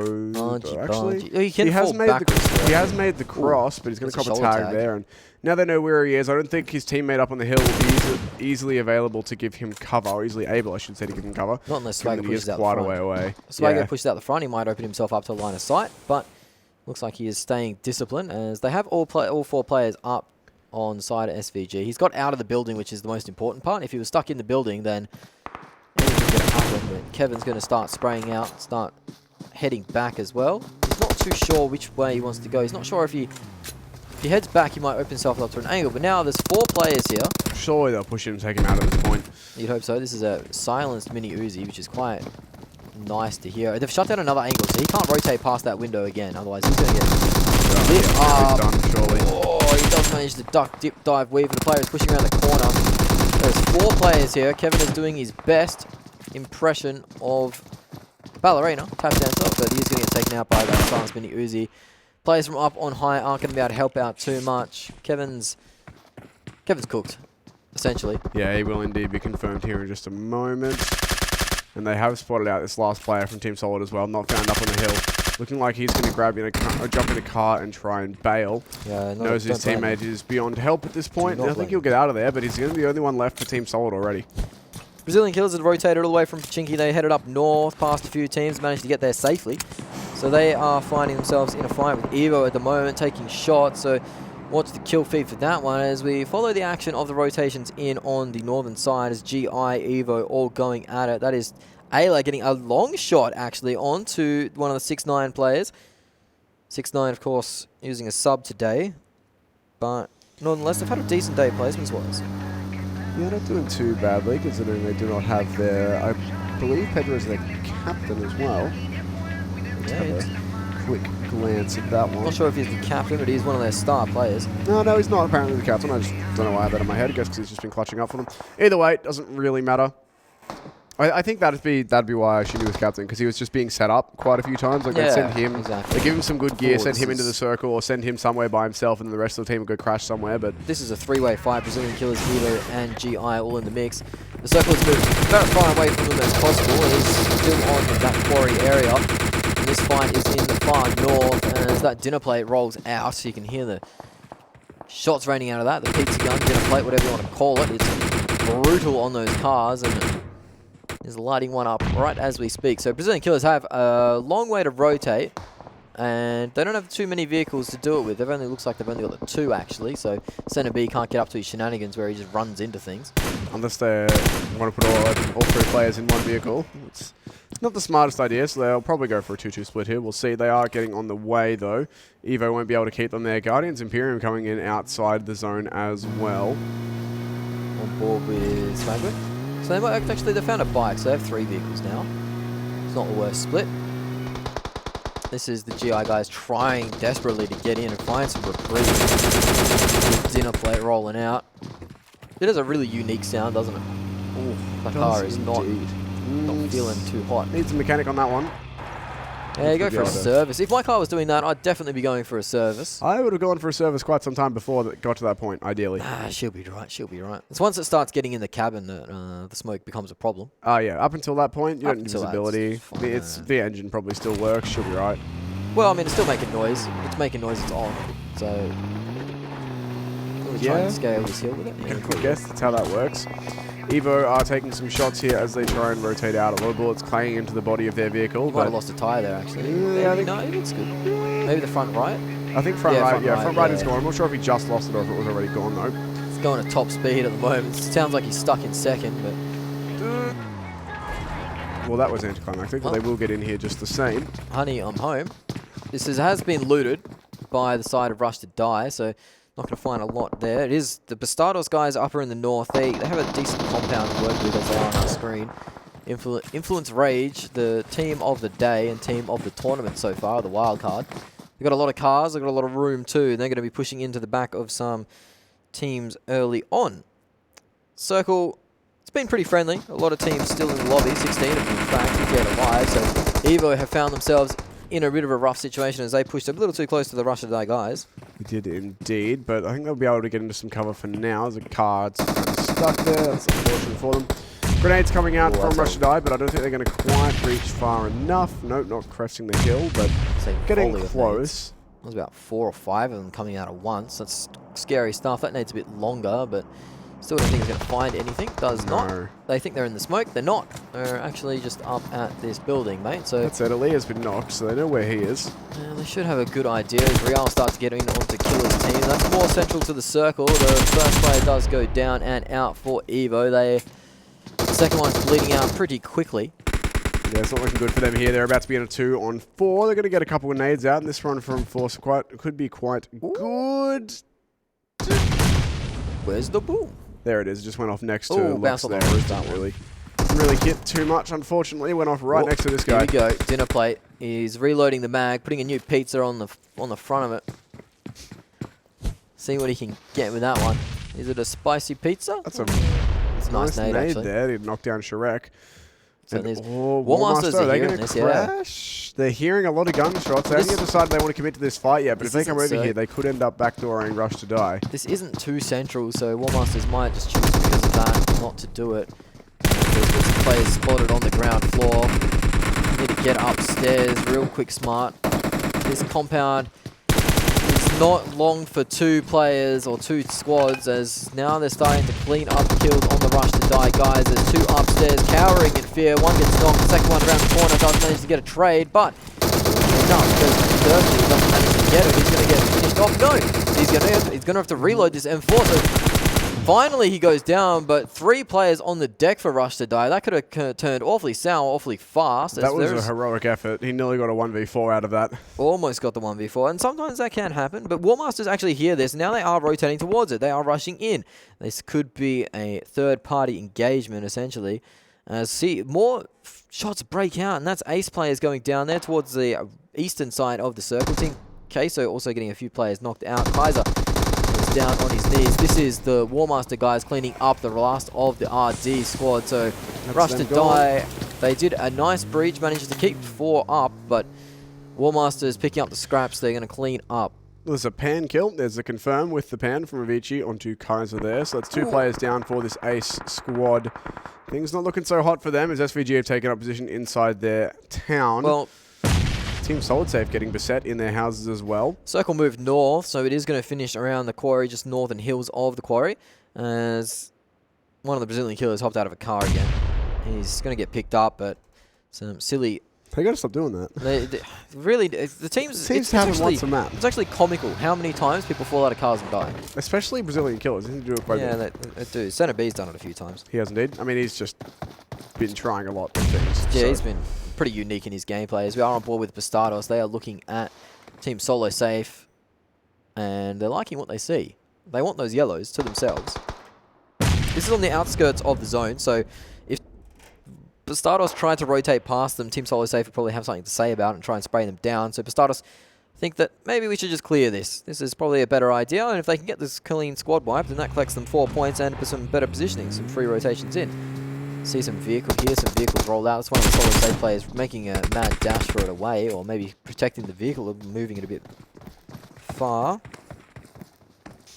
Making sure they're not giving up any free tyre pops or vehicle explosions, because it is pretty important to keep vehicles alive at this stage. Especially given that we are still relatively on in terms of where the circle is. It's still quite relatively young, I should say, in the game. It's still quite a big circle as it is just about to move, and it's going to shift to the southeast. Ooh. KST, Real, 6ix9ine, SvG, all pretty happy with where they are in comparison to where everything is, but there's a bit of a rotation yet to go. SvG look like they want to be edge guarding Ace here as well. Yeah, they certainly are. Ace aren't in any fighting shape at the moment either. I believe there are only 1 or 2 players remaining, but 6ix9ine has that large farm compound, and that's going to be the key. The circle might rotate away from it, but for this circle, it's going to be pretty good. As Brazilian Killers might actually... Oh, no, it's happening again. Center B is leading the charge. Oh, you know what's happening. 6ix9ine, watch out, be careful. He's coming, the boogeyman. He's crashing in. You can see him just yeet in there. Center B has found the wall, and shortly we'll find the kills, you'd imagine, as Bastardos are pushing in now. They're chasing Solo Safe actually into the zone. One of the cars explode. That's one of the Solo Safe cars. It didn't end up being a knock, as one of the Bastardos guys does get left behind. He'll be finished up and thirsted out. Ayla with the car 98 still doing wonderful things, getting knocked all over the map. The star player from Team Queso is in the mix. 6ix9ine are starting to get some third-party action onto this Bastardos engagement. Brazilian Killers did find the wall, but haven't found any way in so far, so they're just kind of waiting things out. 6ix9ine still getting third-party action on that fight, as finally Bastardos are being punished for their sins. Indeed, Influence Rage here will take it back onto WarMaster already with a couple of knocks from them big sprays through the grass here. 2 players from Influence Rage who actually have hit the deck though, so there's 2 players from WarMasters as well, so this is an even trade thus far. Center B cops a knock there as well. There's a lot of players engaged in this one area. Bastardos nice getting some nice angles here. Last player sauce, and that's going to be a big spread on as well. It's knocking out all of their players. Mystic has just lost the majority of his team by the looks of things there. Yeah, that's all of TQ confirmed and gone, with the exception of Mystic. All their players who were knocked have been thirsted out. They're taking fire from multiple angles though. Duck, the hero of the start of last game, or map 2 even, getting involved now again. He just wore a car headshot to the face though, so that's not the way you want to be going, as that could be both Team Queso and Bastardos going out, I believe.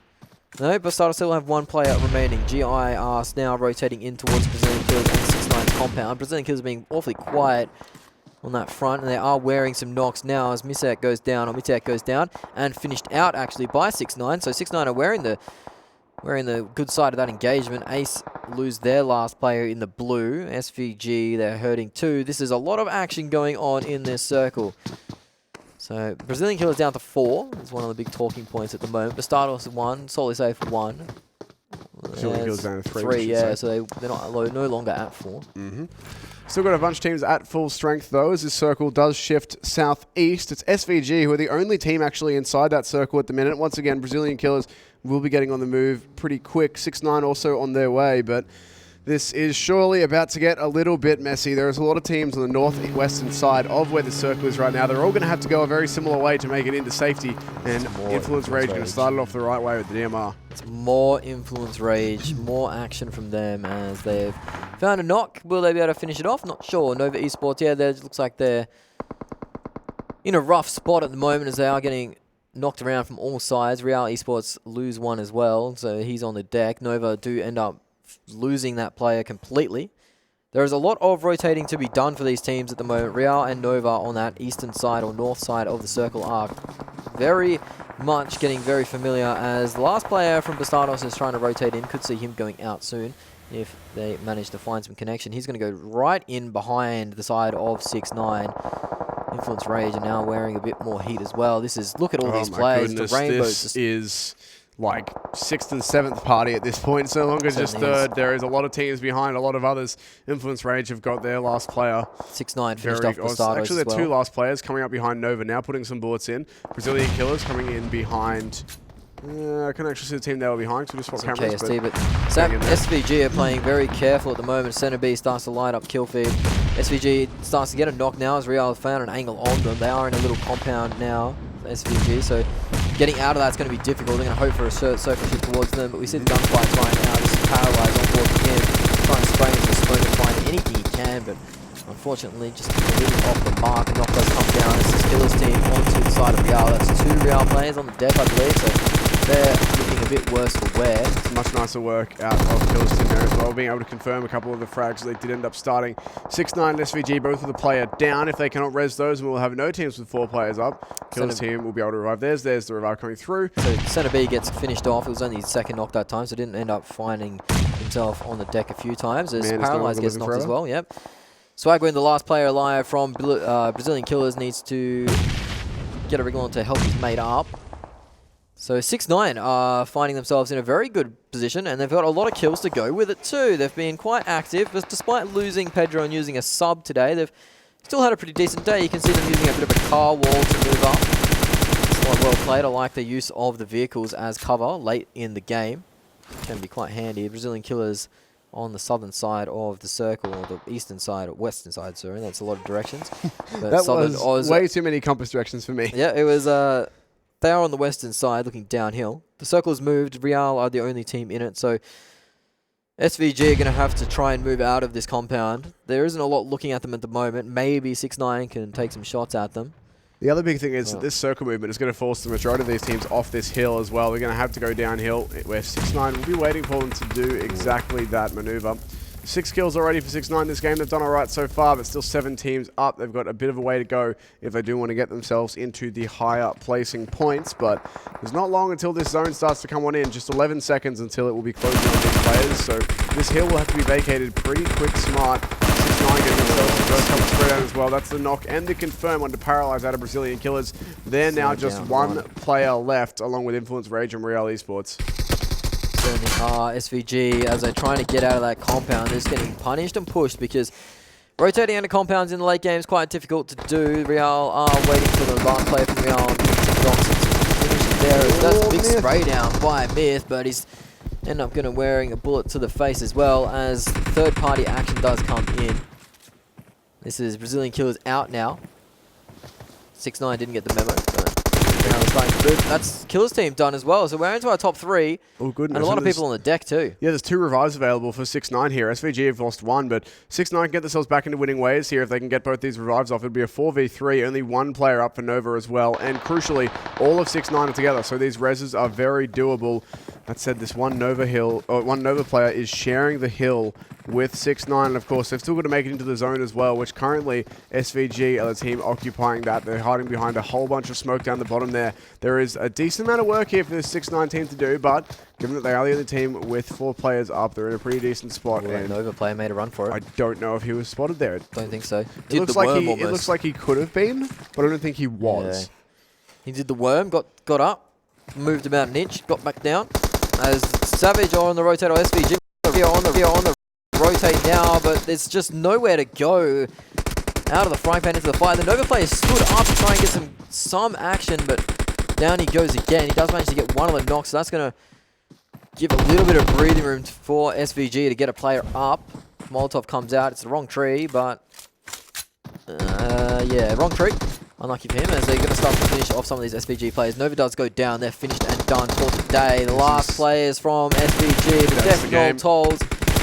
And it will be 6ix9ine. Should be 6ix9ine. Yeah, there's some action, some resistance here. But it is 6ix9ine. There you go, 6ix9ine without Pedro get themselves the final chicken dinner of the day. It's a big one. Influence Rage end up coming in 6th place with 5 kills, so They won't be getting the 100-point day, but 6ix9ine will be happy with their work. 14 kill chicken dinner for them. That's equaling the highest performance that we've had so far today. So a good bit of points gained in the last game of the second day of the semi-finals here. Well, second day for Group E, first day for Group G. So we'll be pretty happy with how everything's going. As we have a look back at the highlights of our final game here on Erangel, we had a pretty neutral play in line. We had Brazilian killers unchallenged again in Pachinki. Yeah, it certainly did. It was a neutral play line, as you said. This was the first real fight of the game. This was Kevin going down to the side of SvG. This was the second one, and it was a big one too. It was a bit of a drawn-out one. WarMasters eventually ended up third-partying this, as you can see them flooding on in as soon as they heard the knocks, because there was almost a 4v1. Very it was very, very close. It was Rush to die. They ended up getting third party there and taken out. This was the side of Influence Rage, continuing their good day. You definitely call it a successful day. This was a beautiful angle found from the Bastardos player to finish off 3 of the Team Queso players, that was ruining their game, really. Really big play from him. And yeah, Influence Rage is coming in 6th this time. They won't get the 100-point day, but they will be very happy with how they've gone. 6ix9ine, bit of a redemption arc for them as well, winning the chicken dinner in the final game of the day. I am curious as to what the deal is with Pedro, but we'll see if he does come back into our games in the later stages of the semi-finals, as we do still have another 4 days after this one is done. So we'll see if he does end up coming back in, but regardless, without him, they have got themselves chicken dinner. Yeah, at the dinner, even. If he is maybe out of action for a little bit, maybe he's gone on holiday, family vacation or something like that. It'd be awkwardly timed in the middle of PMCO, but very possible. Very possible. If they can get themselves into that top 16 area, then that gives them the most opportunity to get out there and really try and, bring back Pedro. That's what I'm going to be chanting. Bring him back Pedro. I mean, they did fine without him. They got a chicken dinner last game of the day. They're not going to be in the worst position on the standings. They'll probably be inside that top 16, but you missed the flair. Yeah, I mean, this is Pedro. For those who weren't watching earlier, by the way, all of this is on the PUBGMOBILE eSports YouTube channel if you missed it, but it was in, I think, It was the first time we saw them, so it was probably the second day, game 2 and 3. I think Pedro won a 1v1. No, it was 1 and 2, yeah. Or was it 1 and 2? He won a 1v1 and then a 1v3 to win, for chicken dinners. 2 chicken dinners in a row. So that was, if you did miss it, go to that. We're hoping to have Pedro come back and see some more of that maybe. We didn't really have any more of that after that point, but you sort of feel like he'd done his bit. He can rest on his laurels, right? He's got him 2 chicken dinners. He was definitely their top killer as well. He was one of the top killers in the lobby, in the South American region as well. But Pedro aside, star players aside, SvG had a good day, had a funny day too. SvG, if you do end up watching the English broadcast for whatever reason, you're an absolute champion for compound. Some very gutsy compound crashes by himself. I love that. Fantastic. It was absolutely Why beautiful. not make him scared? Throw the other teams off balance. If you can get away with it and make them worry about you, then it already looks like a few of our teams are pretty scared of Brazilian killers, given that they're looting pretty central on every map and no one's really touching them. So it does look like they've commanded a bit of respect inside these servers, and not surprising given their performance in the group stage. You'd want to think that the other teams would be respecting them at this point. Oh, certainly. You have to respect them. Yeah, Influence Rage, top 2 for the first 3 games of the day. I think they came in 6th on that one, so not as good, but you're not going to be upset with a second, 6th day. No, definitely. That's like a fantastic result for any team would take that if you gave it to them at the start of the day. That's a huge day out of them. And they were certainly the top 2. 6ix9ine end up claiming himself a 34-point chicken dinner, so fantastic work from them. Killers team with a bunch of kills gets in there. Nova was one of the squads that was struggling today, and they've managed to break up 13 points. So Influence Rage, as you said, 6 and 6, mix 12. They're going to be happy. Not the 100-point day that they would have wanted, but they've become 13 points short, but still they got themselves a very high-performing day. Brazilian killers, a bit of a quiet one for them once again. Top 8, but not too many kills. They didn't have as good of a game, or as good of a day today. They certainly had they had a much better day today, but they had a much better day, but not on their par level yet. Yeah, they still had a couple of games where they slayed out quite a bit. Wasn't so much the case on our second game of Erangel, but they still had a decent time for themselves. Our bottom 8, when we do flip over in a sec, I don't think there's really going to be anything too surprising in there. It's still Team Queso for me. They go out in 13th now on the point tally, just because they had one great game today. They had one great game, but they still haven't managed to string together 2 or 3 games that really cemented their spot. So if they keep this momentum up, or this form up for the rest of the semi-finals, they could be on the cusp of elimination, if not eliminated themselves. Gotta be careful. And they were the best performing South American team at the global finals last time. So So I want to be careful. Bastardos, tough. of course, down there as well. Having a look at our points for the SvG. day. Influence Rage, of course, staying up on top, nearly 150 points. SvG have come through, taken over from Brazilian Kills. They have had quite a couple of games. Real shift up as well as 6-9, with the Chicken Dinner working their way into the top 8 as well. Only 4 games played. They're the top of the 4 teams.